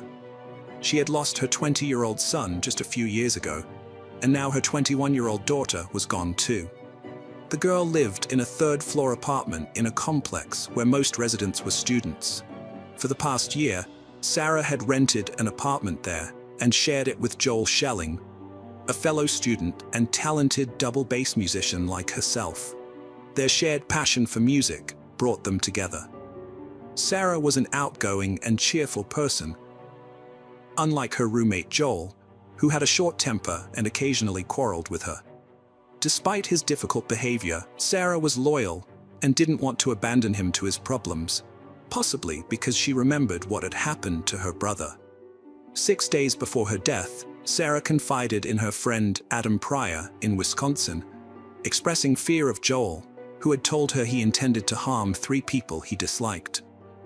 A couple of days before she passed away, Sarah also spoke to her mother on the phone, sharing her growing concerns about Joel's behavior. Her mother advised her to find a new place to live immediately and to keep her distance from Joel until she moved out. On Wednesday, December 12, 2018, at 12:20 p.m., Sarah and Joel got into a loud fight at their apartment, which prompted their next-door neighbors to call the police. When the police arrived, they found Sarah lying on the floor, unconscious and suffering from multiple stab wounds. Despite attempts to revive her, Sarah sadly died. Joel, her roommate, was not present at the scene. It seemed he had fled, and the police launched a search for him. After questioning neighbors on the same floor, the officers discovered that Joel had hastily left the apartment, taking a large double bass with him. This unusual detail was included in the description sent out to authorities less than 2 hours after the crime. The police eventually tracked down 23-year-old Joel Schelling at Eindhoven train station, about 60 miles from Rotterdam. As it turned out, Joel was heading to visit his parents, who lived in Eindhoven. During the train ride, he called his mother and confessed to killing Sarah. The judge ordered Schelling to be held for 14 days to determine if he suffered from mental health issues. An autopsy revealed that Sarah's body had 27 stab wounds, including several in her neck, abdomen, and back. 2 days after Sarah's death, Doni Odegaard traveled to the Netherlands to arrange for her daughter's body to be returned to their home country. This required raising $40,000, which the family was able to do with the help of supportive individuals. Doni's first priority was to discover if Sarah had reported to the police that her roommate was planning to attack 3 people. It turned out that Sarah had not contacted the authorities. However, she had reached out to social workers who assist people with psychological difficulties. These social workers visited Schelling and found him to be calm, straightforward, and coherent in his answers, giving them the impression that he was normal. The next day, Sarah had to contact social services again. This was because Schelling, in a rage, started hitting himself with a hammer and threatened to harm several people soon. Sarah was worried that Joel would discover she had reported him to the authorities. However, the social worker didn't have time to respond to Sarah's second request because she had already died. Schelling was accused of causing Sarah Poppenheim's death. He admitted his guilt, but claimed he didn't recall taking her life. He remembered the fight, but when he came to, he was already in the shower, cleaning himself. The trial began in March 2019. Sarah's mother, Doni Odegaard, attended every hearing, relying on an interpreter to understand the proceedings. During the trial, Schelling claimed he suffered from delirium and heard voices in his head. When the judge asked Schelling if the voices in his head had told him to fight Sarah, he said he didn't know and couldn't recall. He also claimed he didn't remember what sparked the fight between them. Before the verdict was announced in December 2019, medical experts testified that Schelling suffered from multiple mental health disorders and required long-term treatment. However, they concluded that he was still responsible for taking Sarah Poppenheim's life. The experts reasoned that Schelling remembered the start of the fight and physically struggling with Sarah, and he had the ability to choose whether to stop or grab the knife. He chose the latter and therefore should be punished. The prosecutor requested a 10-year prison sentence for Schelling, but the Rotterdam judge sentenced him to 6 years in prison, followed by involuntary commitment to a psychiatric hospital. The court explained that it rejected the prosecutor's 10-year sentence request due to Schelling's youth and his significantly impaired mental state at the time of the crime. As a result, Schelling cannot be fully held accountable for the proven facts of the case. The court has stated that, due to the seriousness and unpredictability of the crime, as well as the suspect's severe psychological disorders, there is a high likelihood of him committing another violent crime. The suspect requires long-term treatment and supervision in a clinical setting for his chronic conditions. The court views the psychiatric detention as a form of punishment for Schelling, who has expressed willingness to undergo treatment for depression and other disorders. Schelling will remain in detention for treatment until the court, which will review his progress every 2 years, decides that he is well enough to be released. Additionally, the court has ordered Schelling to pay €68,700 in compensation to Sarah's family. Doni Odegaard was outraged by the sentence, claiming it was not justice. In her opinion, the minimum sentence in America should have been at least 10 years. She pointed out that Schelling could have faced life imprisonment or even the death penalty, ensuring he would never have the chance to commit such a heinous crime again. Her main concern was that Schelling might be released on parole in just 4 years, a prospect she vowed to fight against, using every means at her disposal to keep him incarcerated for as long as possible. An investigation was also conducted into the social workers Sarah had contacted. The conclusion was that they were not culpable as they lacked the necessary expertise to identify the disorders. Schelling was subsequently diagnosed with. Hello friends, welcome to our channel. Today we're going to take a look at another horrible case with you. The case of Soni Millbrook.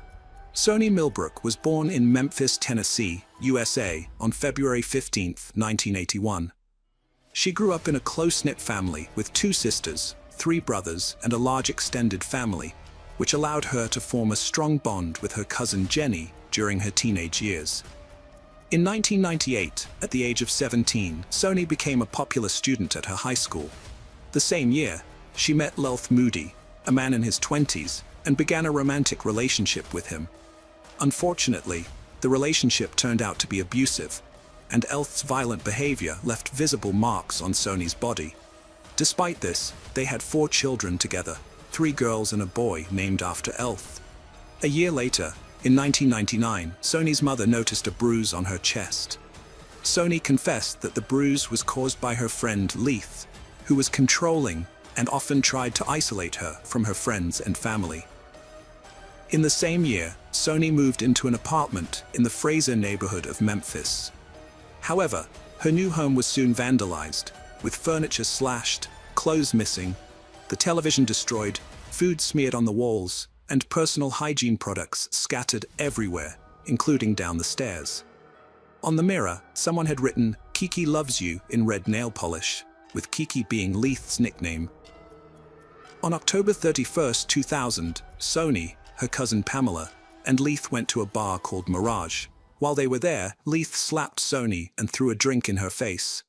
Soni and Pamela left the bar and sat in the car, where Soni was visibly shaken and trembling. She asked Pamela to take her home before Leith arrived. Once home, Soni locked and chained the door. An hour later, Leith showed up, yelling and banging on the door. Pamela finally got Leith to leave by threatening to call the police. After Soni calmed down, her cousin left her alone at home. However, later that evening, Pamela got a call saying that Soni was in the hospital. Somehow, Leith had managed to get into the house, and when Soni tried to end the relationship, he violently retaliated. He tore her clothes, beat her on the head, face, chest, arms, and thighs, leaving her with bruises all over her body, a loose tooth, and even temporarily losing consciousness after being choked until she passed out by Elth Moody. Not long after, Soni discovered Elth Moody's birth control pills in her apartment, and he assaulted her again. By late 2008, when Soni was 27, she was working at a Christian academy. She was a reliable employee who always arrived on time, so when she missed work or requested time off, it was usually for significant reasons. One day, she called her employer to say she couldn't come in because her face was badly bruised, and she didn't want the children to see her like that. The director allowed her to wear sunglasses inside the academy, and Soni confided in her boss about how her boyfriend had once chased her in his car, trying to force her off the road. Elth Moody's violence wasn't limited to Soni and their children. In April 2008, he was found parked in an SUV with a firearm, despite being prohibited from possessing one, as a convicted felon. He had already served 2 years in prison for theft, and another 3 for drug possession with intent to sell. On October 6, 2008, the situation between Soni and her boyfriend Leith reached a crisis point. After failing to show up at the academy, Soni sent a distressing text message to her boss at 5 p.m., stating that Leith was holding her hostage in her own home and had been beating her all day. She provided her address, prompting her boss to alert the police. 2 officers responded to the call and arrived at the residence. When they knocked on the door, it was locked from the inside, and there was no response. The fire department was called to break down the door, and upon entering the apartment, the officers saw Leith jumping out of an open window at the back of the apartment. Soni stood in the hallway, visibly distraught and unable to speak. Her 4 children were with her, creating a heart-wrenching scene. Her face and neck were covered in bruises and scratches. Once she calmed down, Soni recounted the events that had unfolded. She and Leith had started arguing, and he had refused to let her leave the house. Sony explained that they had not answered the door earlier because Leith had forbidden her or the children from approaching it or the windows. He had even hurt one of their children by grabbing him and had prevented her from taking him to the hospital. Sony detailed the physical and verbal abuse she had suffered at Leith's hands, including being choked with a baby blanket until she lost consciousness. When the police arrived, Leith had threatened to suffocate her again, vowing to kill her next time. Although the officers searched the area, they were unable to find Leith. Sony and her children eventually left the house in her car. 3 days after the incident, Sony applied for a restraining order against Leith, fearing for her life and wanting to prevent any further contact with him. However, she failed to attend the court hearing on October 23rd, which meant the protection order was never granted. 6 months later, on March 10, 2009, Sony and Leith were still in contact. On that day, Leith was supposed to pick up the children for a doctor's appointment, but instead, he started a fight with Sony, accusing her of having a new boyfriend. The argument quickly escalated, with Leith slapping her, pulling her hair, and yelling death threats as she tried to escape. Sony managed to break free and ran out of the apartment, with Leith chasing after her. He didn't catch her, but instead grabbed their youngest child, an infant, and drove off at high speed. A police patrol, responding to the domestic disturbance, arrived just as Leith was fleeing. The officers attempted to stop him, but he evaded them and escaped. By early 2010, Sony, then 28 years old, was studying at Southeast Tennessee Community College. Her 5th child was 9 weeks old and in fragile health, requiring her to stay home and care for him. In January, Sony and their children moved into the Budget Lodge Motel in Memphis. On the very day they moved in, their arguments were so loud that the motel staff intervened, as they were disturbing other guests. Unfortunately, peace remained elusive, as their fights continued to disturb the neighbors and the management with excessive noise. On January 22nd, a hotel security guard witnessed Leith in a highly agitated state when he arrived at high speed in Sony's car. He began shouting at her while she stood on the second-floor balcony with their children. During the heated argument, Leith threw a bag of groceries at her. The security guard intervened, telling Leith that he needed to keep the noise down and refrain from throwing objects, and that the argument should be continued inside their room. However, Leith responded by telling the guard to mind his own business, locked the car, and walked away, with the guard following him to a third-floor room that was not registered under anyone's name. When the guard asked Leith to hand over any hotel keys he had, Leith surprisingly produced keys to 3 different rooms, despite not being registered as a guest. The following day, Leith, Sony, and their children moved to room 222. That evening, the night manager asked Leith to leave, which he did, but he soon returned. The confrontations persisted for a few more days until the same security guard, who had repeatedly warned them, finally asked Leith to vacate the property permanently. As Leith went to the parking lot, the receptionist attempted to calm him down, and the guard warned him not to return that night. Leith got into the car and drove away. On January 26th, Sony privately shared with Pamela that a lot was going on in her life and that she was currently staying at a motel. She hinted that she had something important to confide in Pamela and promised to get in touch if she ended up leaving the motel or if her boyfriend did. The next day began like any other, with Sony taking her younger kids to daycare and dropping off her oldest at school around 11 a.m. However, things took a turn when the housekeeping manager knocked on Sony's door, speaking to her through the window, to inform her that they needed to settle their bill or leave the hotel room. He returned several times that day, looking for a response. At around 2:30 p.m., Leith answered the door, telling the manager that his mother would be back soon with the money they owed. But when the hotel security guard checked room 222, he found it empty, with children's clothes, bags, and various items scattered all over the floor. One of the beds was neatly made, which seemed out of place given the state of the room. Later that day, Sony failed to pick up her eldest daughter from school, which was unusual. The school secretary called Christine, the child's maternal grandmother, to come and get her. Christine tried calling Sony, but there was no answer. Growing worried, she discovered that her other grandchildren were still at daycare. Convinced something was wrong, Christine asked her husband to pick up the younger kids while she went to the school. They eventually contacted the police, who arrived at the house around 10:30 p.m. and filed a missing persons report. On January 28th, the housekeeping manager re-entered room 222, which was now vacant, to collect and label the personal belongings that the previous tenants had left behind, apparently to avoid paying their bill. The room contained piles of clothing and a large trash bag, which were both taken to the storage area.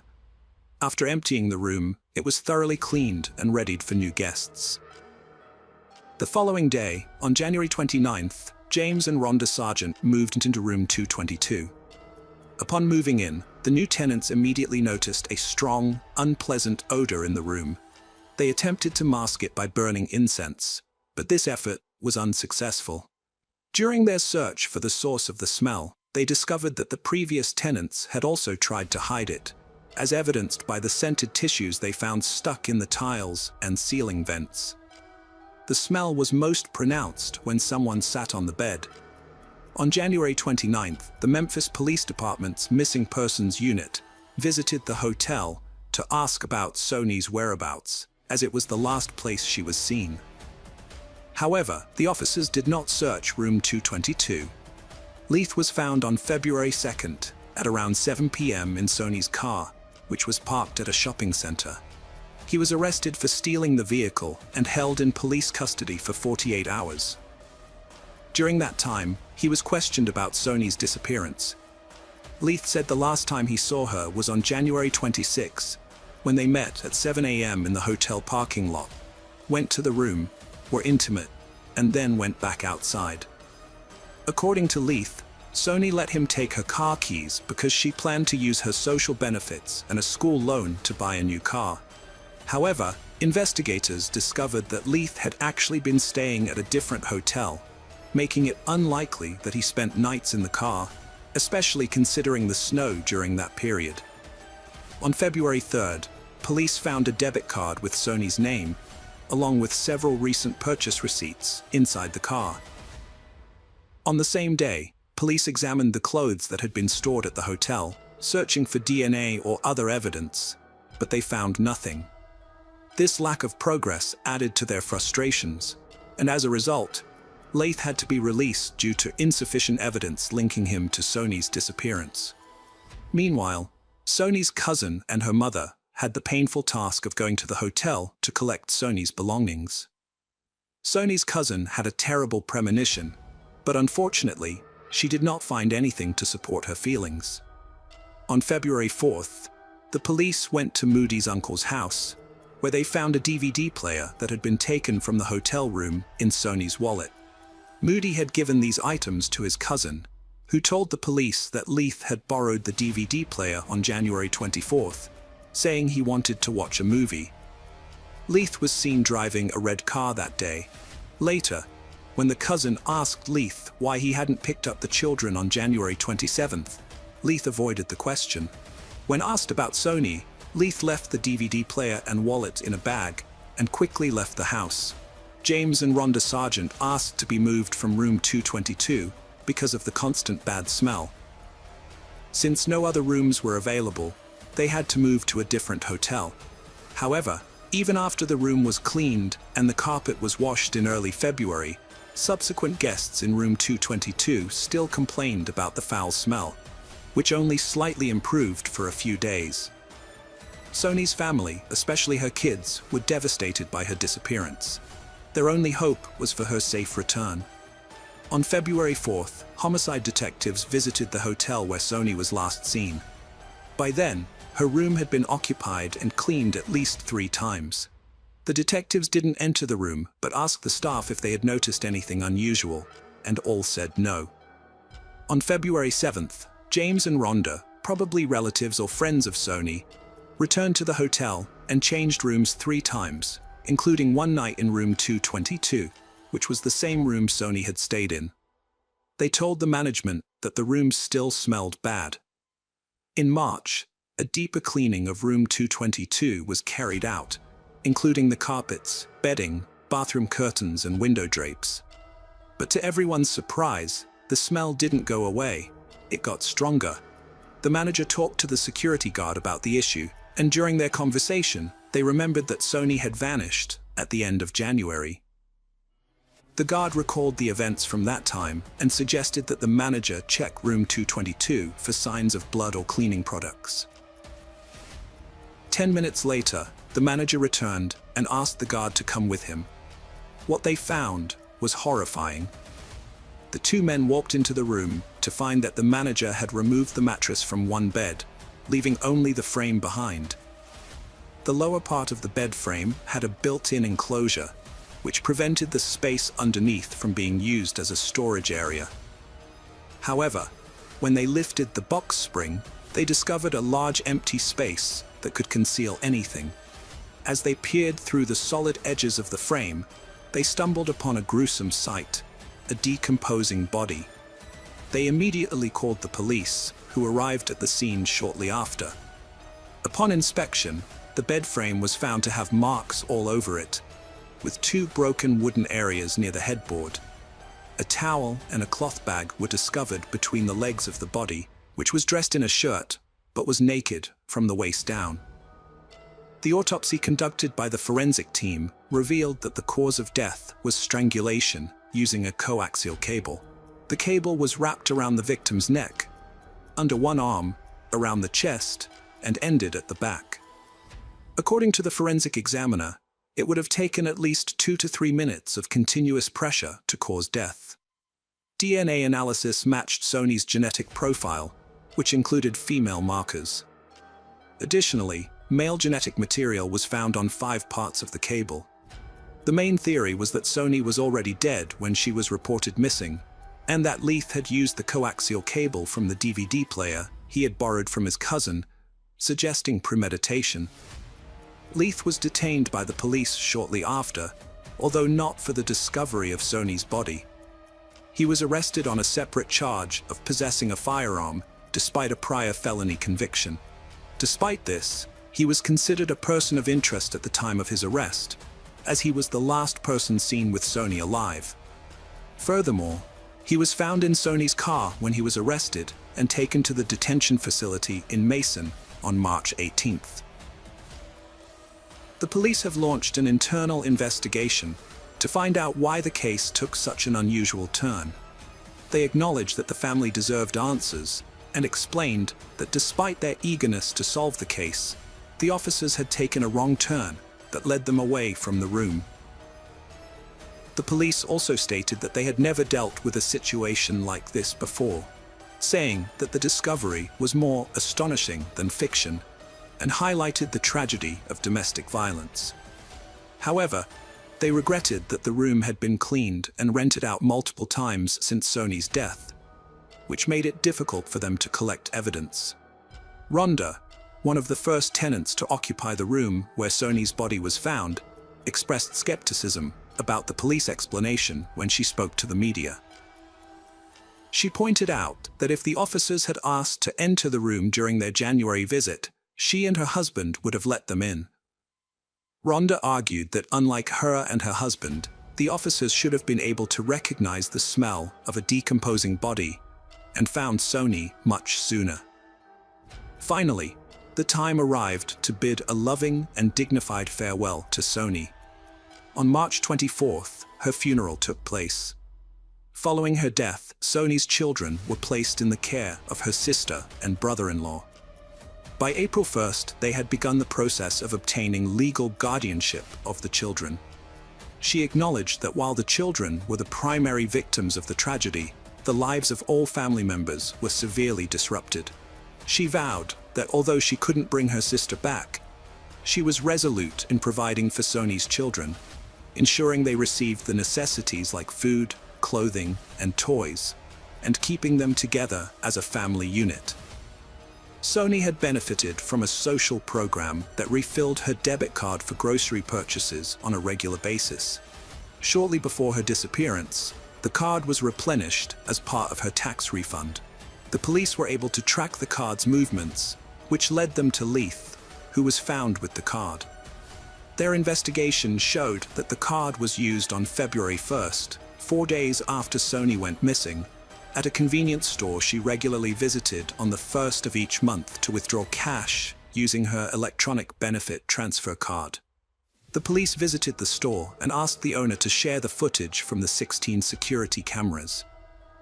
The surveillance system had captured footage of a man wearing yellow clothing using Sony's card at 11:38 a.m. on February 1st. He bought a bottle of orange juice, withdrew some cash, and purchased a cigar. After making the purchases, the man returned to a car driven by another person. In February 2014, nearly 4.5 years after the crime, Leith's trial finally began. By this time, the Budget Lodge Hotel where the couple had stayed had closed down. Leith maintained his innocence, while the prosecutor described the events as a tragic and ugly culmination of a tumultuous relationship. In contrast, the defense attorney highlighted the lack of concrete evidence, including witnesses and physical proof, and disputed the prosecution's speculations. The defense attorney brought to attention a crucial piece of evidence, a fingerprint found on the bed frame that did not belong to Leith, suggesting the possibility of an alternate perpetrator. He also mentioned that Sony had been involved with other men in the past, which could have led to her murder. The attorney emphasized that Leith had no prior arrests for domestic violence against Sony. Furthermore, he revealed that Sony had moved back in with Leith due to a rat infestation at a relative's house where she was previously staying. On February 6th, a video was shown in court, which captured Leith using a prepaid Sony card just 4 days after the murder. While the defense team suggested that Leith's calm behavior during the transaction suggested he was innocent, the prosecution saw it as a sign of a cold-blooded and ruthless individual who was unbothered by the crime he had allegedly committed. On February 7, 2014, Leith was found guilty of first-degree murder and was sentenced to life in prison. 3 days later, on February 10th, Leith appealed the sentence, arguing that the court had made an error by considering his past history of domestic violence, and that the evidence presented was insufficient. However, on July 7, 2015, the Tennessee Court of Criminal Appeals upheld the conviction, confirming the sentence. Hello friends, welcome to our channel. Today we're going to take a look at another horrible case with you. The case of Chris Coleman. Chris Coleman, a former Marine, met his wife Sherry, an Air Force member, while serving in the military. Sherry instantly fell in love with Chris and knew he was the one. They got married before their first child, Garrett, was born, as they were devout Christians.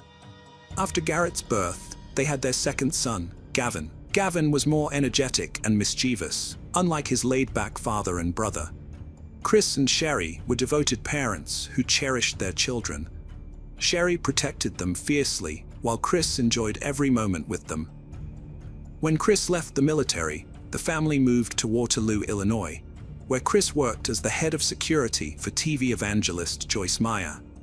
Joyce's luxurious lifestyle sparked controversy, with critics accusing her of exploiting her followers' fears. Chris's job was to protect Joyce from threatening letters and hate mail. He worked as her bodyguard and earned a substantial salary, providing financial security for his family. However, his frequent travels with Joyce put a strain on his family, as he was away from home for long periods. His sons deeply missed him, and his wife Sherry felt overwhelmed, underappreciated, and burdened with household responsibilities. In October 2008, Chris went to Florida, where his wife grew up, and met with an old friend, Tara Lintz, who gave him a tour of the city. Days later, Chris received a disturbing email from an address called Destroy Chris, warning him that he and his family would be in danger if he continued to work for Joyce Meyer. the ministry received more threatening emails, specifying a time and date for the potential attack on Chris's family. The emails seemed to have inside information on Chris's schedule, including his upcoming trip abroad. Chris told Sherry about the threatening emails he had been receiving, and on the following Monday, he reported them to the local police. As Chris often worked away from home with Joyce Meyer Ministries, the police offered to increase patrols around their house during his absences. But this did little to alleviate Sherry's fear for her family's safety. Sherry's concern was so great that she once asked a friend to stay with her while Chris was away, as she didn't feel comfortable being alone in the house. She emphasized that she would do whatever it took to keep her family safe. 2 months into the threats, the Colemans received a disturbing, hand-delivered letter demanding that Chris publicly renounce his faith or face severe consequences. The letter's ominous tone left Sherry genuinely fearful for her family's safety. The threat had a profound impact on Sherry, and her fear grew daily. To respond to the threat, Chris and Sherry took extra precautions to protect their family, including installing surveillance cameras around their home, which captured footage of the surrounding area and sent it to a screen in their basement office. Chris hoped the cameras would help identify the person behind the threats. After the cameras were installed, the threats suddenly stopped and life returned to normal for the family. For a few months, everything seemed fine. However, in April 2009, the family received another disturbing letter warning that Sherry's worst fears were about to come true. Chris was deeply disturbed by the letter's ominous tone. After reviewing the security footage, Chris was shocked to see a mysterious silhouette. Although the figure's identity remained unknown, its presence reignited Chris's concerns for his family's safety. The renewed sense of fear led to increased police efforts to protect the Coleman family. Detective Sergeant Justin Barlow from the Columbia Police Department took a particular interest in the case and offered to help the family. He set up video cameras to monitor the Coleman's driveway, but unfortunately, they did not catch the person behind the threats. On May 5, 2009, Chris went to the gym and then called his home phone to check on Sherry and the boys, making sure they were up and getting ready for school. Chris called for help, but no one responded. Concerned, he phoned his neighbor, Detective Justin Barlow, at 6:45 a.m.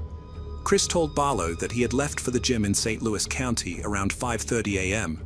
and had been trying to reach his wife Sherry, but she wasn't answering her phone. Worried, Chris asked Barlow to check on Sherry and their sons. Barlow grabbed his gear, including his weapon, handcuffs, flashlight, and radio, and headed to the Coleman house. As he waited for backup to arrive, his priority was to make contact with Sherry and ensure everyone's safety. With a mix of hope and unease, Barlow approached the door and knocked firmly, hoping someone would respond. When Detective Justin Barlow arrived at the Coleman home, the eerie silence and darkness made him feel uneasy. The lack of movement and lights inside the house heightened his sense of unease. Minutes later, a patrol vehicle arrived with another officer to assist him. The second officer went to the back of the house to try to see or communicate with Sherry or the boys through a window or door. Instead, he found signs of forced entry into the basement, which immediately grabbed Detective Barlow's attention.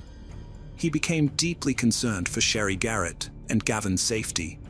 Detective Barlow and the second officer decided to enter the house through the basement, announcing their presence as they went. But they received no response. During their thorough search of the basement, they found a disconnected video cable at the computer desk. This discovery led them to believe that the camera's digital video recorder was missing. Detective Justin Barlow and the second officer searched the Coleman home from the basement up, noticing a strong smell of aerosol spray paint that grew stronger as they climbed the stairs. On the main level, they found the walls painted with derogatory messages targeting Chris, Sherry, and their sons. 13 minutes after Chris called the detective, Chris returned home from the gym and was told to wait outside while the officers searched the house. He complied, sitting quietly on the porch without asking questions or trying to enter. Meanwhile, a third officer arrived, and the three of them searched the rest of the house for Sherry and the boys. On the upper floors, they found more hate-filled spray-painted messages. When they reached the second story, Detective Barlow entered the bedroom of Garrett, the oldest son, where he appeared to be asleep. However, upon closer inspection, the detective realized that Garrett was dead, with no signs of life and a cold body. Ligature marks around his neck indicated that he had been murdered. Detectives' minds were shocked when they found Garrett's lifeless body. Next door, the second officer entered to check on Gavin and was horrified to discover the boy was also dead, strangled with ligature marks around his neck, just like his brother. The gruesome scene was made even more disturbing by an obscene message spray-painted on the bedsheets. In the master bedroom, the third officer found Sherry's lifeless body on the bed, her hair covering her face. It was clear she had been murdered. As the officer examined the room, he noticed Sherry's body had several bruises, indicating she had fought back and tried to defend herself and her sons. After discovering the bodies of Sherry, Garrett, and Gavin, detectives, including Justin Barlow, heard Chris enter the house, having waited outside for news about his family. Detective Barlow took Chris outside to give him some privacy to process the news.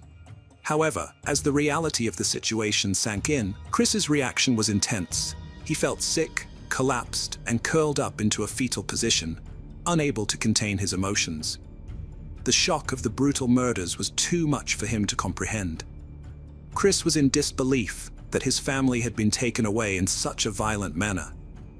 In desperation, he tried to reach out to his father, Ronald, telling him that something had happened to Sherry and the boys. Ronald immediately realized that Chris was in shock upon receiving the news. Ronald was stunned by the tragedy that had befallen his family. The shocking news of the murders of Sherry, Garrett, and Gavin spread quickly throughout the community of Waterloo, Illinois, where the Coleman family lived. As the neighbors learned of the tragedy, they were left devastated and terrified. Chris expressed remorse for leaving his family alone to go to the gym, but when asked if he had any idea who might have committed the crime, he claimed to have no clue. Nevertheless, Detective Barlow noticed several suspicious behaviors during the interview. One red flag was Chris's lack of curiosity about the details of his family's murder, which seemed unusual given the gravity of the situation. The detective noticed Chris trying to hide scratches on his arms during the interview, even using a blanket to conceal them despite the warm temperature. The scratches were suspicious because they suggested Chris had been in a physical struggle, similar to Sherry's fight with her killer. When asked about the scratches, Chris claimed they came from installing a satellite dish the day before. He denied having an affair during the police interview, but did admit to a close friendship with Tara, a cocktail waitress and high school friend of his wife's who lived in Florida. Chris said his conversations with Tara were innocent, but wouldn't have been approved by his wife. He insisted he would never consider leaving his family for Tara. However, when detectives contacted Tara, her story contradicted Chris's. She revealed that they had been having an affair since November 2008. Tara provided evidence from her phone and laptop, including emails, explicit pictures, and videos that exposed the true nature of their relationship. When detectives confronted Chris with the information Tara had provided, he admitted to seeing her more frequently than he initially told them. Further investigation revealed that Chris and Tara had a secret arrangement to meet at locations where Chris worked for Joyce Meyer. They would sneak away together, often to exotic destinations like Hawaii, to spend time together without their family's knowledge. Although Chris claimed that his relationship with Tara was not an affair, detectives found evidence on Tara's phone and computer that suggested otherwise. Tara had marked a wedding to Chris on her calendar, as well as planned vacations with him, indicating that she believed Chris intended to leave his family for her. The detectives were suspicious of Chris because the evidence contradicted his claim that his relationship with Tara was casual. Chris's father, Ronald, was shocked to learn about the affair, but he firmly believed that it was unrelated to the murders of Chris's wife and son. According to Ronald, Chris was a gentle person who was not capable of such brutal crimes. Ronald described Chris as a quiet individual who showed no signs of violence. However, the detectives thought that Chris's affair with Tara was a strong motive for the murders. Despite this, their initial investigation did not find enough evidence to charge Chris with the crime. After being questioned for 6 hours, Chris was released without being charged. Tara became a person of interest in the investigation, but she was eventually cleared as a suspect when it was discovered that she was in Florida on the morning of May 5, 2009, when the murders occurred. The Coleman family murders led to one of the largest murder investigations in Illinois history. A special team of 25 detectives was formed to catch the person who killed the Coleman family. They worked extremely long hours, often 20 hours a day, for 15 days straight, calling in experts to help with the case. One of their main goals was to find out who sent the hateful emails to Chris Coleman. They carefully looked at every threatening email sent to Joyce Meyer Ministries over the past year, which led them to investigate leads all over the country. The team tracked down and talked to every person who sent threatening emails, but none of them seemed to be responsible for the murder. A team of computer experts was then brought in to help investigate the crime. The detectives hoped they could find some digital evidence related to the murder. The computer experts started by looking at the email account Diris. They found that the email address was created on November 14, 2008, just a few days before the first threatening email was sent. One surprising thing they discovered was that the death threats sent to Chris Coleman's family came from Chris's own computer IP address. The detectives thoroughly examined the spray-painted messages at the crime scene and compared them to Christopher Coleman's handwriting to gather evidence. They took photos of the messages and collected handwriting samples from Coleman, which were then sent to a specialist for analysis. The expert's comparison of the two samples revealed a match, indicating that Christopher Coleman had written the messages on his home's walls on the day of the murders. Further analysis identified the specific brand and color of spray paint used, Rust-Oleum Candy Apple Red. After learning that Chris Coleman had bought something from a hardware store just days before his family's murder, a detective contacted the store's manager. The manager confirmed the purchase and revealed that Chris had bought Rust-Oleum Candy Apple Red spray paint, the same type found at the crime scene. This discovery was crucial because it established a link between Chris and the murder. The timeline of the murder was also important. Chris initially claimed to have left his house around 5:45 a.m.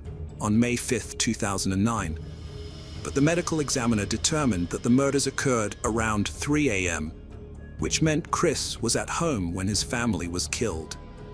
2 weeks after the bodies were found, Chris Coleman was arrested and charged with 3 counts of first-degree murder. The prosecution argued that Chris's motivations were greed, selfishness, and narcissism, and that he wanted a fresh start, but his family was standing in the way.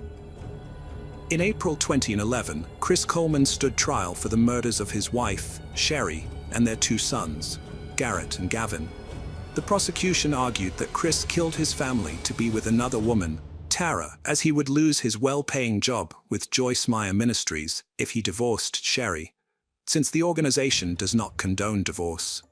Chris's defense attorney claimed that an intruder entered the Coleman's home on May 5, 2009, and committed the murders. However, 2 years later, on the anniversary of the murders, Chris was found guilty and sentenced to life in prison without parole, despite being eligible for a death sentence. The judge's decision was influenced by the recent repeal of the death penalty in Illinois, which would take effect a few months later. Sherry's loved ones wanted to keep her, Garrett and Gavin's memory alive and decided to raise funds for victims of domestic violence, a cause close to their hearts. Hello friends, welcome to our channel. Today we're going to take a look at another horrible case with you, the case of Nicole Peets. Nicole Peets was born on February 26, 1973, in King County, Washington. Her parents, who later divorced while Nicole was still in school, had her as their only child together. During her high school years, Nicole was a lively and sociable individual who participated in sports and had a charming personality. She had many friends and enjoyed trips to the countryside, with Lake Sammamish, located east of Seattle, being her favorite vacation spot. She spent her summer vacations there every year.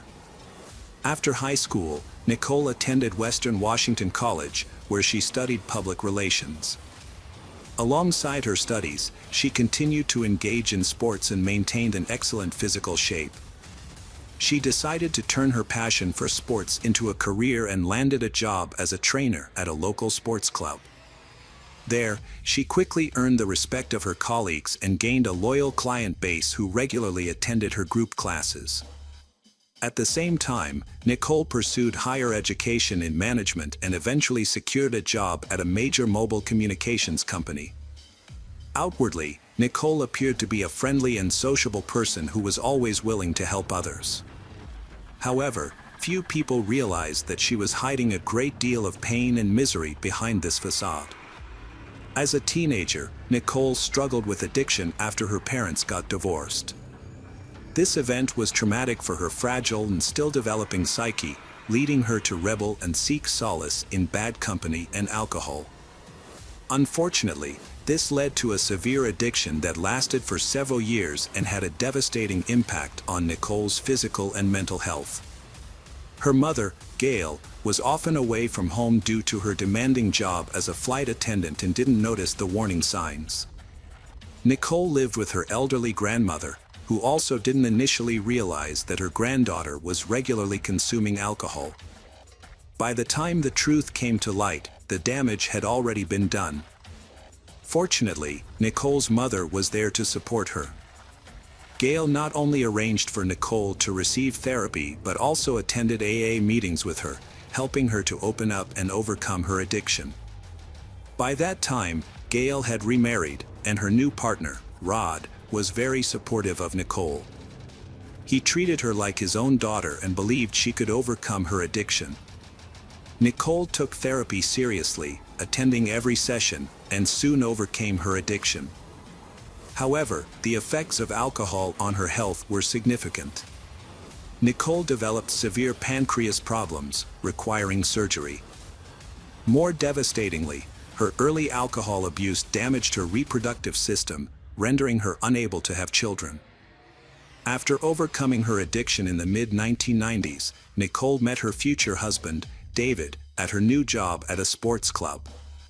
David, a regular at the club, was a tall, handsome young man who was diligent about his fitness routine. He was immediately drawn to Nicole, and she, too, noticed the attractive young man and became interested.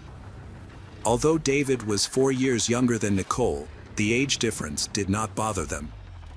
The relationship between Nicole and David gradually developed into a romantic one, which lasted almost 8 years before they got married in 2002. Their intimate wedding ceremony in Hawaii was attended only by their closest friends and family. After exchanging their vows, they moved to a quiet town called Linwood in Washington State, where they bought a home and began their new life together. Nicole was known for being sociable, friendly, and had a talent for building relationships. She quickly formed close bonds with the neighbors and had a passion for animals, with multiple dogs being part of the family. Because unable to have children of her own, she directed her maternal instincts towards her pets. David and Nicole were viewed as the epitome of a happy married couple, with a seemingly perfect relationship that brought them joy. One of Nicole's many hobbies was cooking, and she excelled at it. She delighted her husband and impressed guests with her culinary skills, taking pleasure in sharing meals and company with those she loved. Tragedy struck when Nicole disappeared on the eve of her 33rd birthday in 2006. Nicole failed to report to work and was unreachable by her family throughout the day. Her mother, Gail, tried to contact her but was unsuccessful, prompting her to alert David, Nicole's husband, to see if he knew what was going on.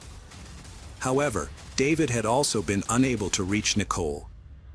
When questioned, David revealed that he and Nicole had argued the previous day, and when she didn't answer her phone the next day, he assumed she was still upset. He waited until evening to attempt to apologize, only to realize Nicole was still missing. It wasn't until the evening of the second day, when Nicole still hadn't contacted her family and her phone was still unreachable, that the police decided to launch a search. They began by investigating the last known location where Nicole was seen, her home with David. An investigation of the room where Nicole Peets was last seen found no signs of evidence of kidnapping. The absence of her personal car suggested that she might have simply left on her own. The family turned to social media to spread the word and ask for help in finding their daughter. They also immediately flew to Linwood, where they started their own search efforts. They put up posters with her picture and spoke to people who knew her, hoping someone might have information about her whereabouts. The police searched for Nicole and her car, trying to determine the route she took on the day she disappeared. Tragically, the worst fears were confirmed a few days later when a jogger discovered a young woman's body in a local park area. The jogger had taken an unusual route that morning. It was there that he stumbled upon something suspicious in the shrubbery, which turned out to be a brutally mutilated, naked body. The police were immediately notified, and forensic experts suggested that the crime was violent due to the presence of severe blunt force trauma and the lack of clothing. The autopsy revealed extensive bruising, abrasions, and blunt force injuries, indicating that the victim had been severely beaten before her death. The cause of death was asphyxiation by strangulation, and it appeared that the killer had used their bare hands. Police initially believed the body they found was that of Nicole Peets, a young woman who had gone missing several days earlier and had been the subject of a citywide search. Her identity was confirmed by her family as Nicole. When Nicole's mother, Gail, saw her daughter's body at the morgue, she was overcome with grief and needed medical attention. Her husband, Rod, was also devastated, but his reaction seemed a bit unusual to some. He didn't seem truly distraught and his emotions seemed forced. However, at that time no one paid much attention to this, because everyone coped with the tragedy in their own way. Police believed the missing car was the primary target of the attack and would hold key evidence. They released a description of the gray Volkswagen Polo to the media, asking for tips. Weeks later, a security guard found the car in a parking lot on the outskirts of the city, noticing it had been parked there for an extended period. The police took the car for a thorough examination, hoping to find evidence and clues that would lead them to the perpetrator and help reconstruct the crime scene. However, their search yielded nothing. The only fingerprints and DNA found in the car belonged to Nicole and her husband, who occasionally drove the vehicle. Despite the lack of concrete evidence, the investigators were reluctant to return the car to David. In addition, the victim's lack of clothes raised questions. The numerous injuries suggested a rage-driven attack, possibly a personal vendetta. However, Nicole was known for her kind nature and had no known enemies. The investigation into this complex case was on the verge of going cold, with no new leads or directions to pursue after nearly a year. The lack of witnesses and surveillance cameras in the parking lot where the car was abandoned made it difficult to gather evidence. However, one peculiar detail stood out. The driver's seat was positioned in a way that suggested the person driving the car was significantly taller and larger than the victim. The police obtained footage from the gas station security cameras, but the contents remained unclear. Frustrated by the lack of progress and the fact that the killer was still at large, Nicole's parents took matters into their own hands. They hired a private investigator to gather information and verify their suspicions, and offered a $10,000 reward to anyone who could provide useful information about the case. David, the husband of the victim, initially showed interest in the investigation, but his enthusiasm waned after 6 months. He eventually remarried, having a child with his new wife. This news was devastating for Gail, the victim's mother, as her daughter had been unable to have children, and David had often criticized her for this. Gail repeatedly suggested that David might be the culprit, but many people believed Gail was motivated by resentment. The police seemed to dismiss this theory altogether. However, 6 years after the crime, David was taken into custody as the prime suspect. One unusual circumstance was a gas station security footage that captured a man using Nicole credit card. The footage appeared to show a man resembling David, but he wore a head covering and dark glasses, making a positive identification impossible. Although this recording was not definitive proof, it was still added to the case file. Another discrepancy was the missing wedding ring, which Nicole never removed from her finger. Initially, investigators believed the killer might have taken it, but they found the ring in a box on the dressing table in Nicole's home. During the examination of Nicole's body, experts found a dental mouth guard in her mouth. This device was specifically designed to prevent teeth grinding, a condition known as bruxism, which Nicole experienced during sleep. The mouth guard had been prescribed to her shortly before her death due to her nervousness, which caused involuntary muscle spasms in her jaw. These spasms had led to the erosion of her tooth enamel and chipping of her teeth. The investigation concluded that Nicole was likely killed in her own bed while she was still asleep. This theory was supported by the fact that she was not wearing any clothes and her body was clean, with no signs of a struggle. Additionally, Nicole's face was free of makeup. The mouth guard found at the scene was not a significant factor, as Nicole had only recently started using it. Moreover, forensic experts analyzed the driver's seat in the car and found that the last person to sit behind the wheel had the same physical characteristics as David, Nicole's husband. The car only had fingerprints belonging to David and Nicole, suggesting that no one else had been in the vehicle. A crucial discovery was made possible by advances in technology. The killer had attempted to mislead the investigation by using Nicole's phone in various parts of the city. However, at the same locations and times, David's phone was also active, revealing a suspicious coincidence. Furthermore, it was discovered that David had a motive for the crime, and the seemingly perfect family was actually facing a severe crisis. Nicole was juggling multiple responsibilities, studying, working 2 jobs, and supporting others struggling with addiction. Meanwhile, her husband led a carefree life, unable to hold down a job and spending most of his time in bars and clubs. He would often use Nicole's earnings to fund his nightlife, including affairs with other women. Nicole tried to intervene in her husband's addiction, suggesting AA meetings, but he dismissed her concerns. The situation worsened as David's infidelity was revealed. After Nicole's sudden and mysterious death, David hastily filed for a large insurance payout and began a new relationship. It was later discovered that David had been having an affair with a woman named Jane for several months prior to Nicole's death. While Nicole was working or studying, David would often meet Jane at bars and clubs. Just before Nicole's birthday, David brought Jane to their home, where Nicole unexpectedly walked in on them. This led to a heated argument between Nicole and David. Nicole confided in her mother about the incident just days before she mysteriously vanished. Gail had her suspicions about her son-in-law from the start, but the police claimed they didn't have enough evidence to arrest him. As a result, the case was closed, and the family was left in the dark about the investigation.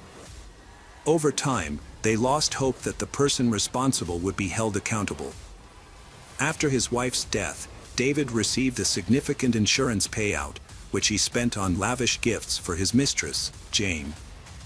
Gail believed that Jane might have been involved in the crime, but she was only questioned as a witness due to lack of evidence. In 2013, David went to court, still denying any involvement in his wife's death. His lawyers initially argued that the evidence against him was circumstantial and not conclusive. However, as the prosecution presented more incriminating evidence, the defense shifted their strategy. They portrayed David as a victim, suggesting that his wife, Nicole, had become unbearable to live with due to her addiction to pain pills and drinking. The claims that Nicole was unstable were unfounded and disputed by everyone who knew her. Even if she had lost control, that would not have justified David's brutal murder of his wife. Ultimately, David's guilt was proven beyond a doubt, and he received the maximum sentence allowed by state law. David was sentenced to 18 years in prison, but he will be eligible for parole in 2025 after serving 2/3 of his sentence. Hello friends, welcome to our channel. Today we're going to take a look at another horrible case with you. The case of Rob Andrew. Brenda Evers, the future wife of Rob Andrew, was born on December 16, 1963, in Enid, Oklahoma. She grew up in a devout Christian family that prioritized faith and family values. Her childhood was filled with regular family meals, group prayers, and church attendance. As a result, Brenda developed into a quiet and peaceful individual who excelled academically and spent much of her free time volunteering at church. As a high school student, Brenda was a cheerleader for the soccer team and enjoyed dancing, but she avoided parties and social gatherings. She aspired to be like her mother, who was a model of piety and modesty. Brenda's goal was to become a housewife after marriage, devoting herself to her husband and children. At the age of 17, Brenda met her first love, Rob Andrew, who was the older brother of her friend. Despite their different denominational backgrounds, Rob was a Baptist and Brenda a Lutheran. They shared conservative views on life, a strong faith, and a dream of building a large and close-knit family. The friendly relationship between them blossomed into something more.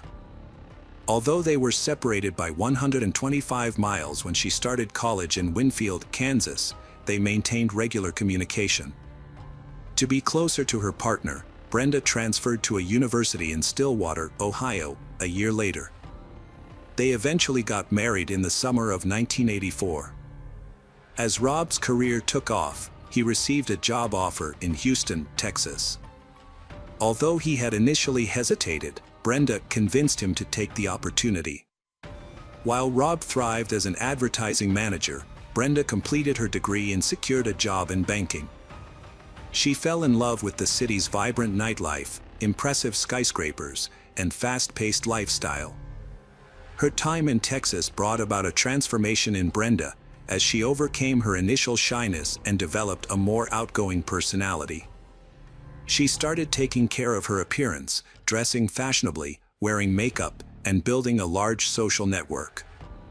Rob was unhappy with the changes he saw in his wife.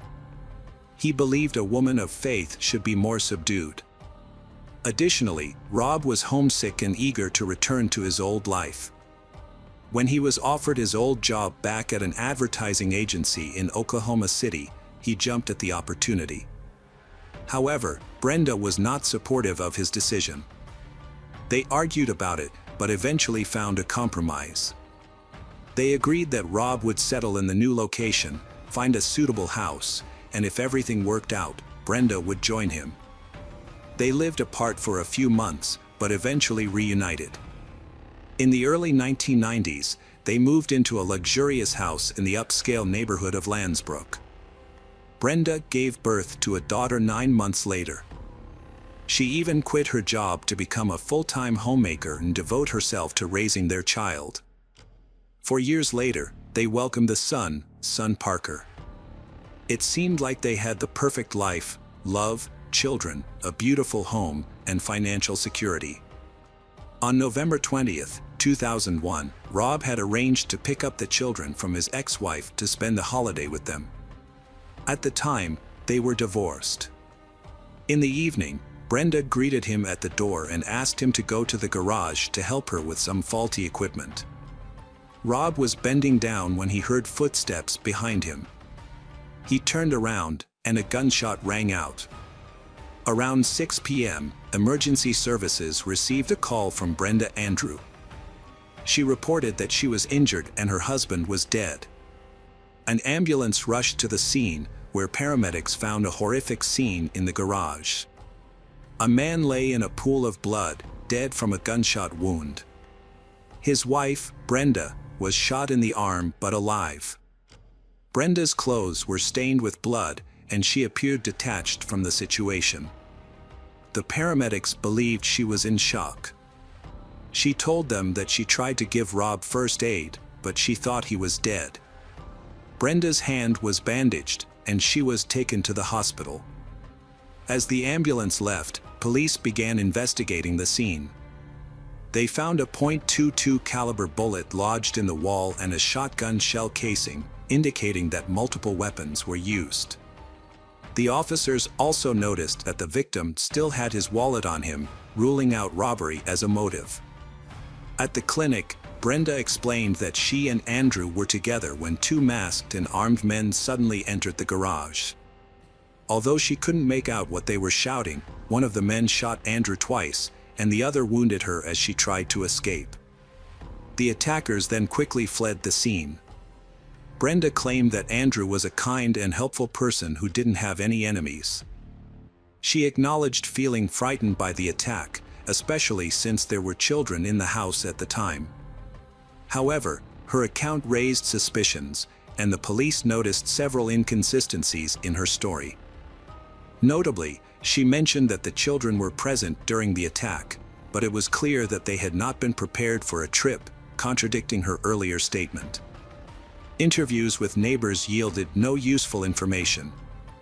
To gain insight into Brenda and Rob's personal life, detectives questioned their friends and acquaintances, revealing marital problems since their second child's birth.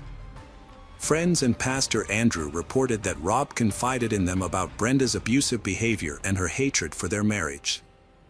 Ronnie Street, a close friend of the Roberts family, observed that Brenda's behavior had become unusual.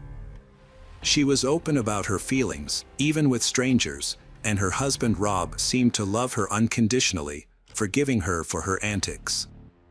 Friends of the family noted that Brenda had undergone a significant change from being a typical housewife to someone with loose morals.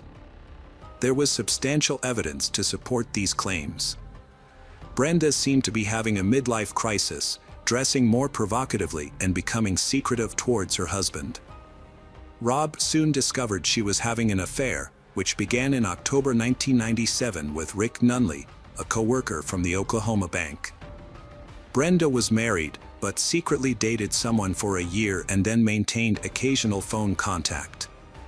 She then started an affair with James Higgins, a local store owner, who was drawn to her bold style and flirting. They met secretly in a hotel room once or twice a week for about 5 years. Meanwhile, Brenda's husband, Rob, remained unaware of her infidelity. However, he couldn't help but notice that their marriage was falling apart. His wife had become distant, rarely speaking to him or spending time with him. Rob tried his best to hold the family together, hoping that things would eventually improve. In 2001, Brenda ended her affair with Higgins, but not because she wanted to salvage her marriage. Instead, she was sinking deeper into a life of immorality and vice. Around this time, a new Baptist church had opened in Oklahoma City, largely thanks to the efforts of Brenda's husband, Rob. He became a deacon at the church, and Brenda taught Sunday school. From the outside, it seemed like they were a perfect, moral family. Brenda, a devoted wife, taught her children about faith and community. She met James Pavitt, a part-time teacher and friend of Rob, who was drawn to her charm. As their relationship blossomed in 2001, they kept it secret but eventually became open about their feelings. Rob's suspicions of Brenda's infidelity led to a heated argument and separation. James also ended his marriage. While Rob hoped to reconcile, Brenda filed for divorce. A mysterious phone call and car malfunction followed, leading Rob to suspect James and Brenda were behind the attempt on his life. He reported his concerns to the police, raising questions about what drove him to make such a claim. Rob Andrew and his wife Brenda's divorce was already settled, including a custody agreement for their children. However, a large insurance policy taken out by James Pavitt could still financially benefit Brenda upon Rob's death. In fact, just months prior, James had sold Rob an $800,000 life insurance policy, listing Brenda as the sole beneficiary. This raised suspicions about Brenda's involvement in the recent violent attack on Rob.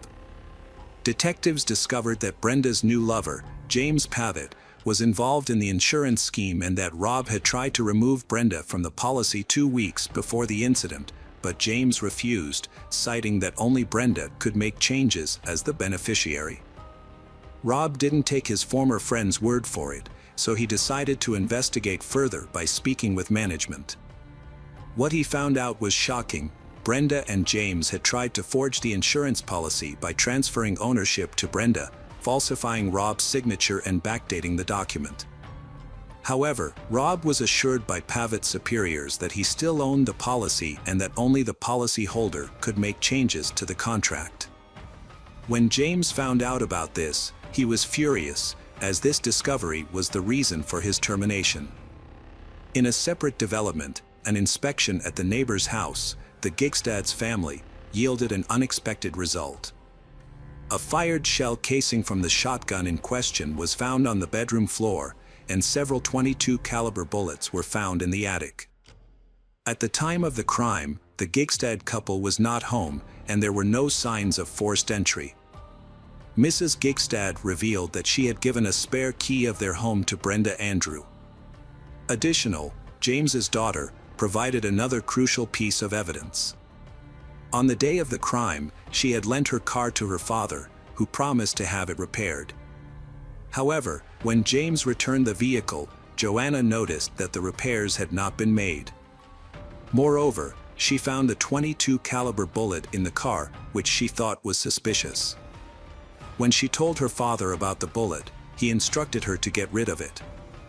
Further investigation revealed that James had purchased a handgun just a week before the attack. This new information led detectives to plan a questioning of James and Brenda. The funeral of Rob Andrews was held on November 23rd, but it was notable for the absence of Brenda, her children, and James Pavitt. Their failure to attend the ceremony raised many questions among family and friends, and also sparked concern among the police. It soon became apparent that the missing individuals had fled, leaving behind a trail of suspicion and unanswered questions. The police had a breakthrough in the case. They had identified the suspects and received the autopsy results. However, Brenda's account of the attack contradicted the forensic evidence.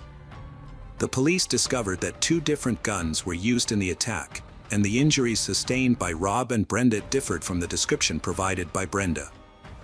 The investigation revealed that the first shot was fired from a shotgun at a distance, but the second shot came from a .22 caliber pistol at close range. The same pistol was used to shoot Brenda's arm.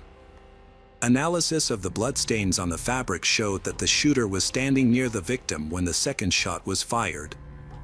The angle of the blood matched the shooter's position, indicating that Brenda was the one who fired the second shot at Rob. Brenda and James were officially named suspects and a warrant was issued for their arrest. However, they had a substantial lead and had already gone into hiding.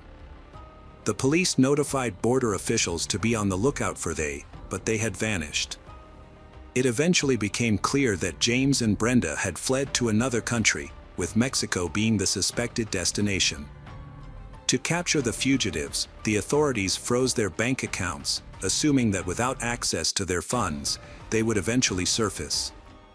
This strategy proved effective, and 3 months later, James reached out to his daughter, Joanna, requesting that she send him money.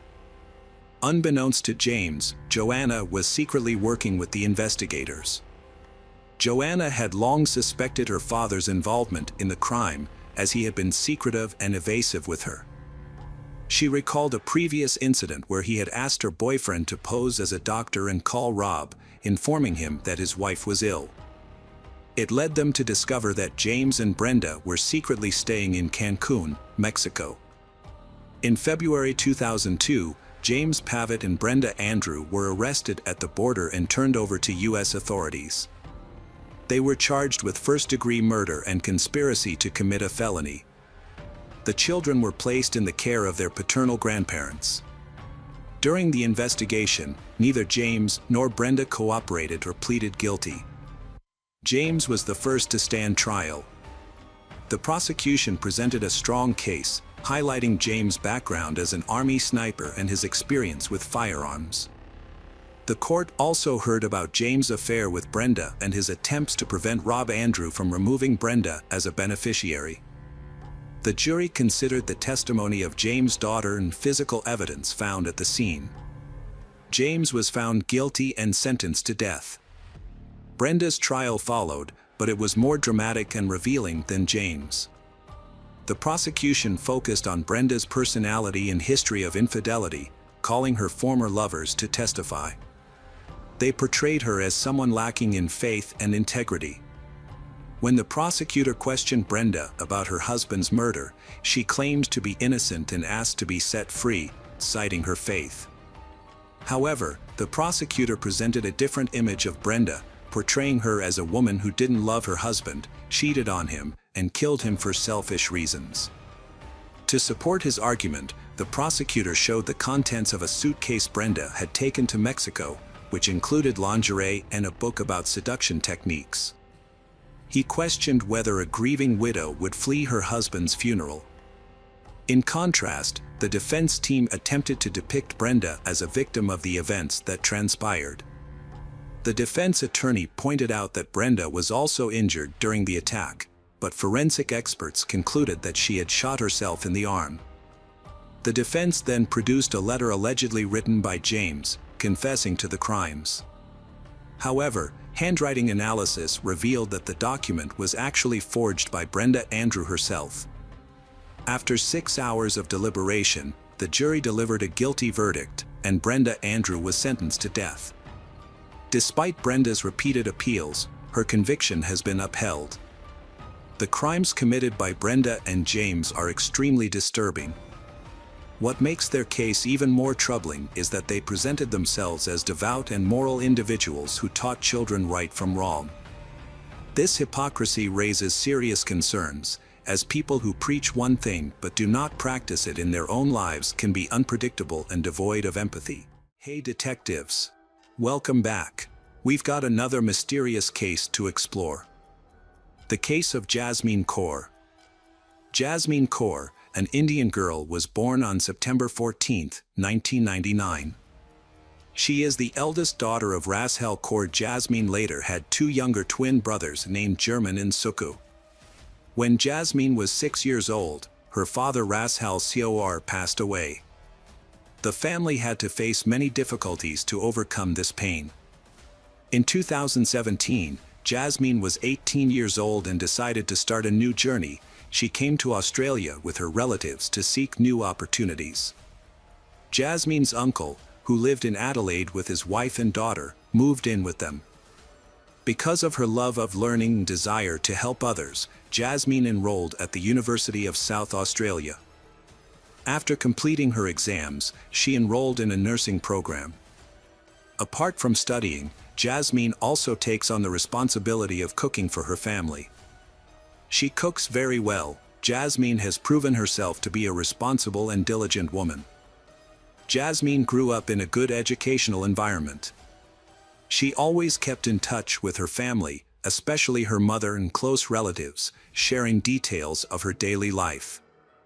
To gain practical experience, Jasmine took a job at a nursing home in the suburbs of Adelaide before completing her medical studies. At the same time, a young man named Tarakjot Singh, born in 1999 in a village in the state of Punjab, India, Tarakjot had a younger brother named Mohan Singh.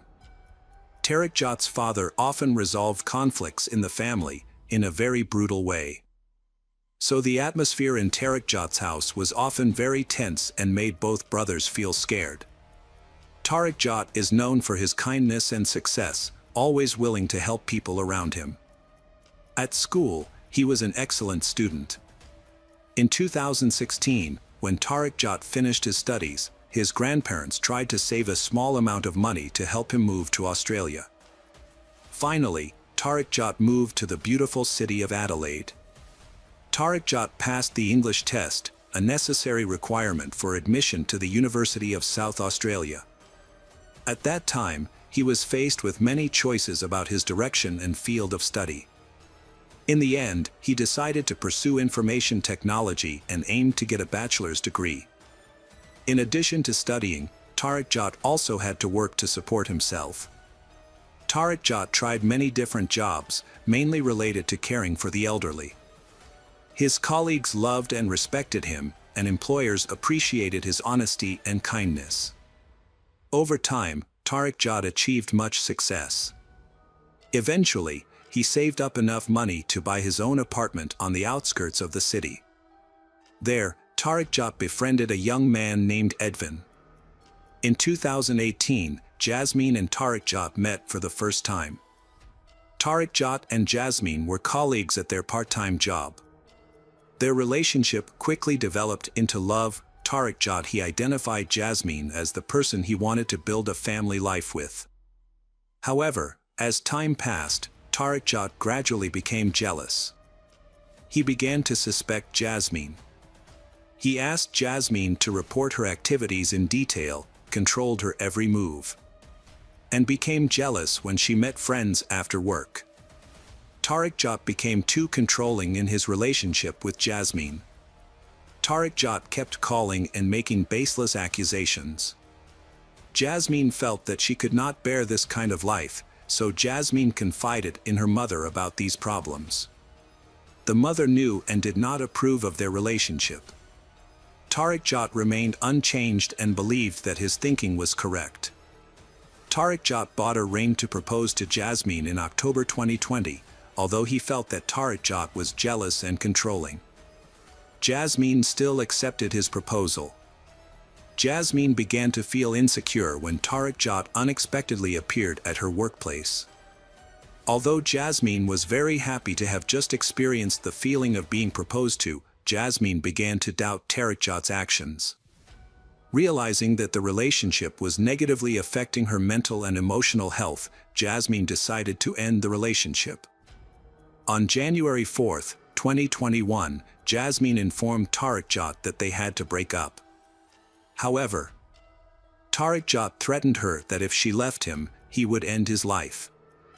The next day, Jasmine saw Tariq Jat watching her from the window during break time, which made her increasingly worried about her safety.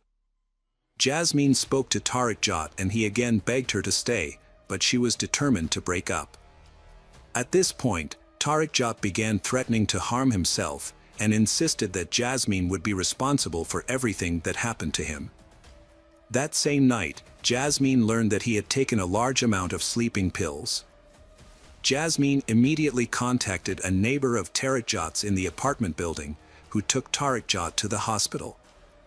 At the hospital, Tariq Jat wrote a letter claiming that he had committed suicide because Jasmine had decided to break up with him, as her family forbade their relationship. The next morning, January 6, 2021, a psychiatrist examined Tariq Jat but found no signs of mental illness. After being discharged from the hospital, Tariq Jat went to Jasmine's house. Tariq Jat said that he needed to talk to Jasmine about an important matter. And Tariq Jat tried to convince Tariq Jat to come back to him. However, this attempt failed again when Jasmine refused. In desperation, Tariq Jat threatened to make public a private video of them to Jasmine's family. Faced with Jasmine's indifference, Tariq Jat eventually sent the video to her mother. Shocked, Jasmine's mother Harpreet Kaur contacted her daughter. Harpreet was furious when she received the video. Tariq Jat then went to Jasmine's workplace the next day. Tariq Jat stood by his car and patiently waited for Jasmine to leave work.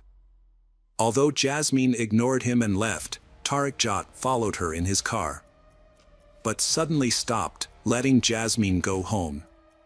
However, that night, Jasmine could not sleep well. The pressure from Tariq Jat increased and he kept threatening to share her private video with more people if she did not return to him immediately. January 28, 2021. Jasmine could not bear it anymore. She officially reported Tariq Jat's harassment to the police. The police recorded every detail of their relationship.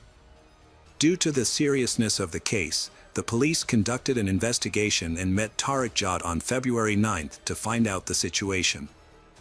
A few days later, Tariq Jat attempted suicide again but was fortunately discovered by a neighbor in time. In the hospital, he explained that he could not face the breakup and asked to be discharged. His request was accepted and he was discharged. However, after being discharged, Tariq Jat began taking medication prescribed by a doctor to treat depression, anxiety, and agitation. But at the same time, thoughts of harming Jasmine became stronger in his mind. On March 4, 2021, Tariq Jat collected information about the locations of most of the surveillance cameras in Adelaide. The next day, Tariq Jat used another phone and left it at home to create an alibi. To avoid detection, Tariq Jat borrowed a neighbor's blue Jeep. On the same day, Tariq Jat went to a hardware store to buy necessary items, including gloves, cable ties, and a shovel. However, Tariq Jat did not know that his every move was monitored and recorded by the store's surveillance camera. Tariq Jat then drove to Jasmine's workplace and waited for her to finish work at around 10 p.m. When she stepped out onto a deserted street, Tariq Jat suddenly attacked, grabbed Jasmine's arm and dragged her into the car. Tariq Jat covered Jasmine's mouth and eyes, tied her hands and feet and drove to a deserted location. He then put her in the boot of the car and continued driving to another city, nearly 400 kilometers away from Adelaide. Along the entire route, from 10:30 p.m. to 3:30 a.m., 5 city surveillance cameras recorded him using the car. When he reached a deserted location, Tariq Jat got out of the car and began digging a shallow grave near the road. Then Tariq Jat opened the trunk of the car and tried to stab Jasmine in the throat with a knife, causing minor injuries. Next, Tariq Jat pushed Jasmine into the grave and began burying her alive. All of this happened in the early hours of March 6. After burying Jasmine, Tariq Jat got back into the car and drove away. Along the way, he discarded Jasmine's belongings along with the remaining rope, tape, and other items. He also discarded his gloves and hood at a location known as the Death Rock. That same day, Jasmine's family became worried when she did not return home. When she failed to show up for work, with no news of Jasmine, her relatives contacted the police and filed a missing person report. During the investigation into Jasmine's disappearance, police reviewed surveillance footage from Jasmine's workplace and discovered surveillance video from the night before showing a man near the building who had been driving toward another city for most of the morning. In an effort to identify the suspect, police issued a public appeal for anyone with information about a man in his 20s who had been in contact with Jasmine or nearby in the days before she went missing. On March 7th, police met with Tariq Jat to question him about previous police reports of stalking. Tariq Jat initially denied any involvement in Jasmine's disappearance. However, he later told police that he and Jasmine had argued and she had attempted suicide. Tariq Jat claimed that Jasmine died after she passed out and he buried her in a remote location. Tariq Jat was later arrested and led police to the place where he had buried Jasmine. Jasmine's body was found under 30 centimeters of sand. Jasmine's hands were tied behind her back, her legs were tied with cable ties, and her eyes and mouth were covered.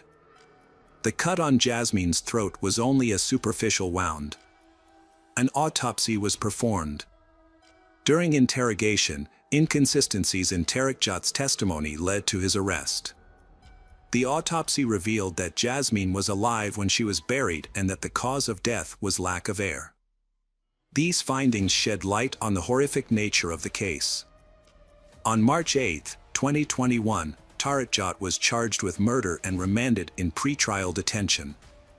Tarakjot's first appearance in the Supreme Court was scheduled for March 2022. However, Tarakjot fell ill. Instead, Tarakjot's lawyer appeared and pleaded not guilty. The trial was adjourned until February 6, 2023.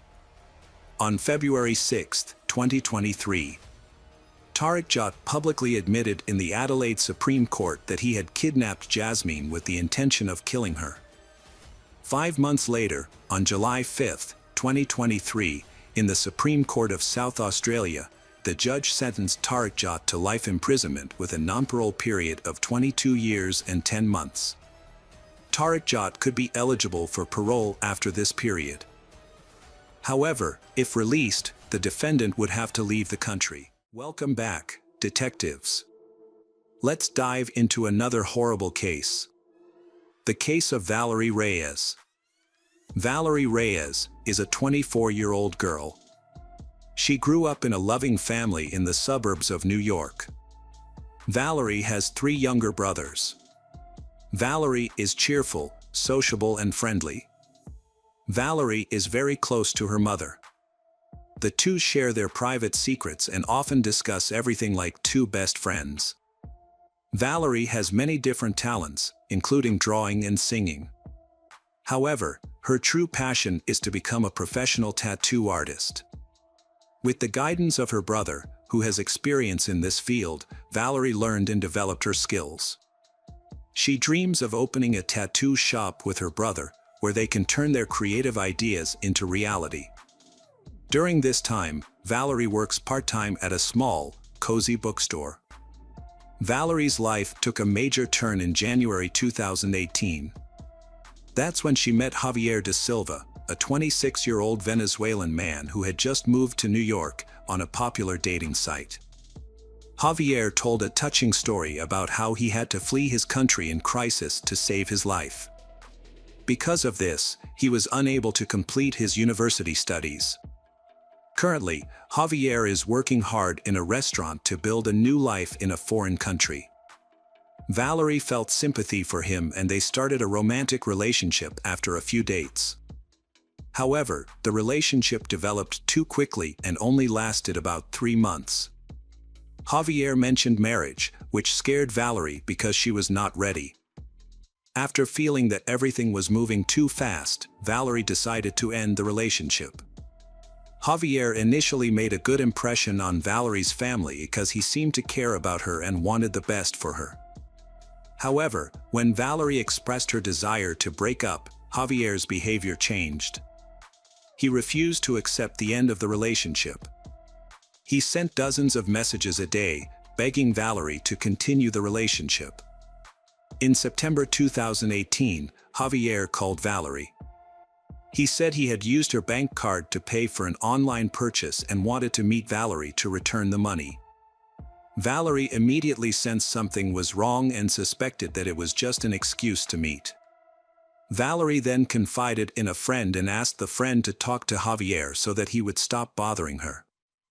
After the conversation, Javier stopped calling and texting. Valerie felt relieved and could finally return to her normal life with small joys and exciting plans for the future. However, Valerie did not know that the worst was yet to come.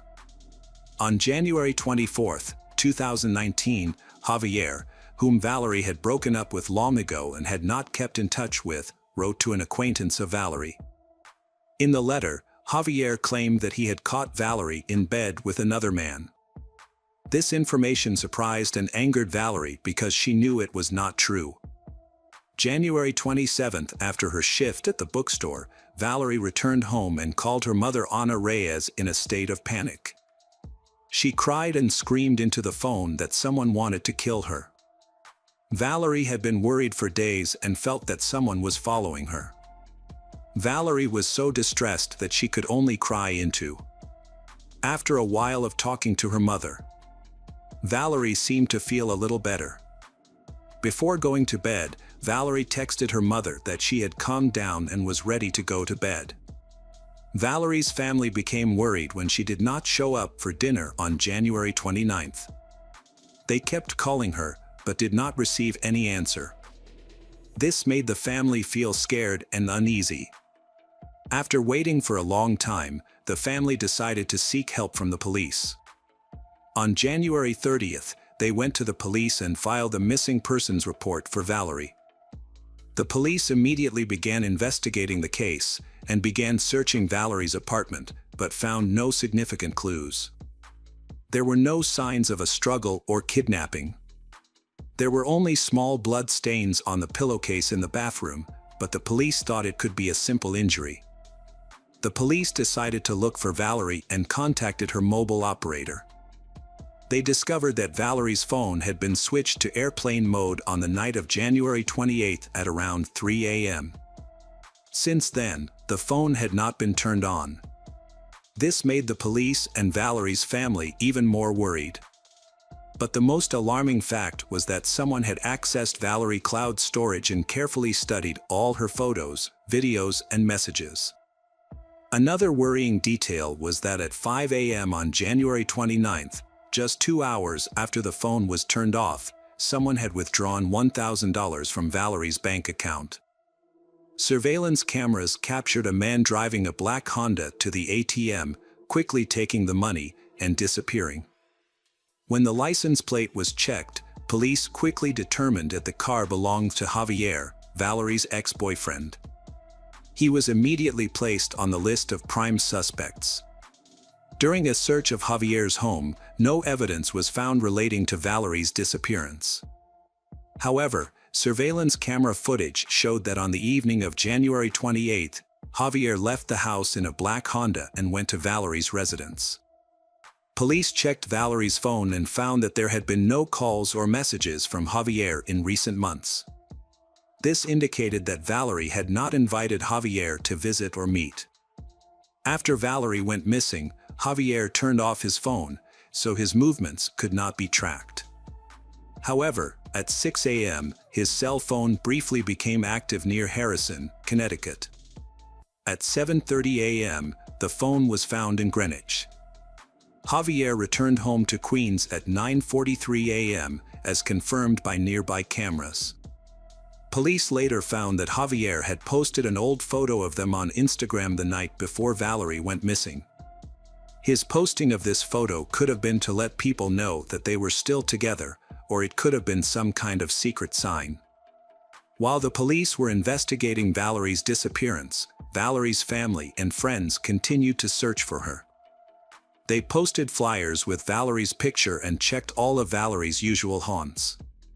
A week passed in anxiety, with sleepless nights and exhausting searches. But still no results. On February 5th, highway workers saw a red suitcase on the side of the road. When they opened the suitcase, they saw a horrifying scene.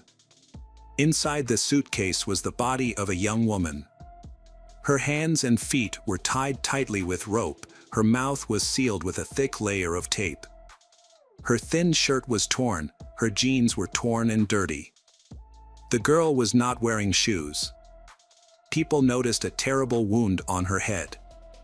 They immediately called the police to report the incident. The police arrived at the scene. Through tests, they quickly identified the victim as Valerie Reyes. Valerie's parents received news about their daughter. During the autopsy, the gruesome details of the murder were revealed.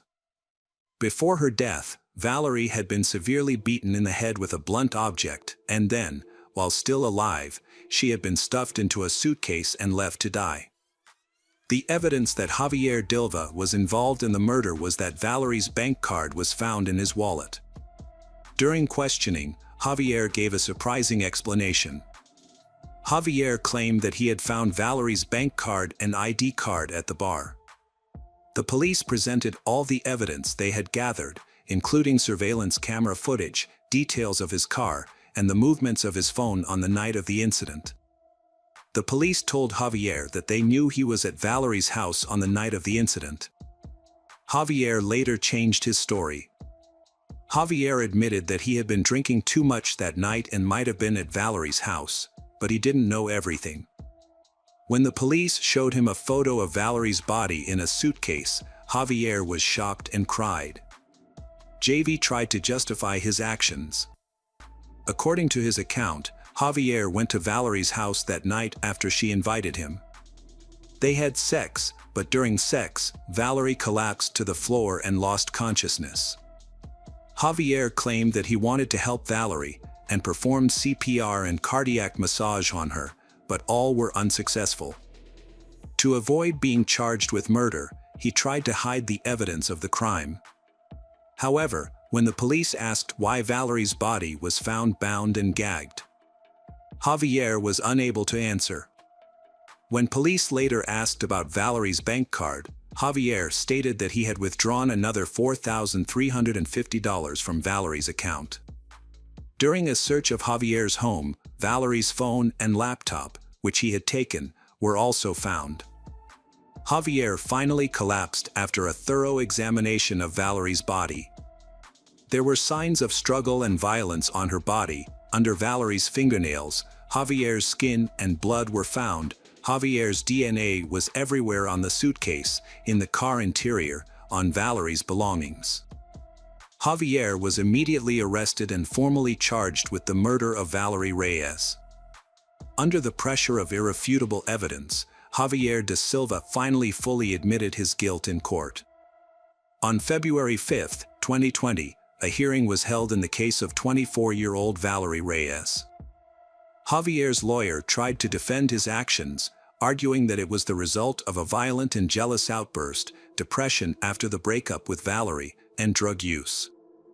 On September 3, 2021, the court affirmed that 28-year-old Javier da Silva was sentenced to 30 years in prison. This means that he will spend most of his life behind bars. The investigation also found that Javier had been living in the United States illegally. He arrived in the country on May 8, 2017, and his 90-day stay expired on August 5, 2017. Therefore, after serving his 30-year prison sentence, he will be immediately deported to his native Venezuela.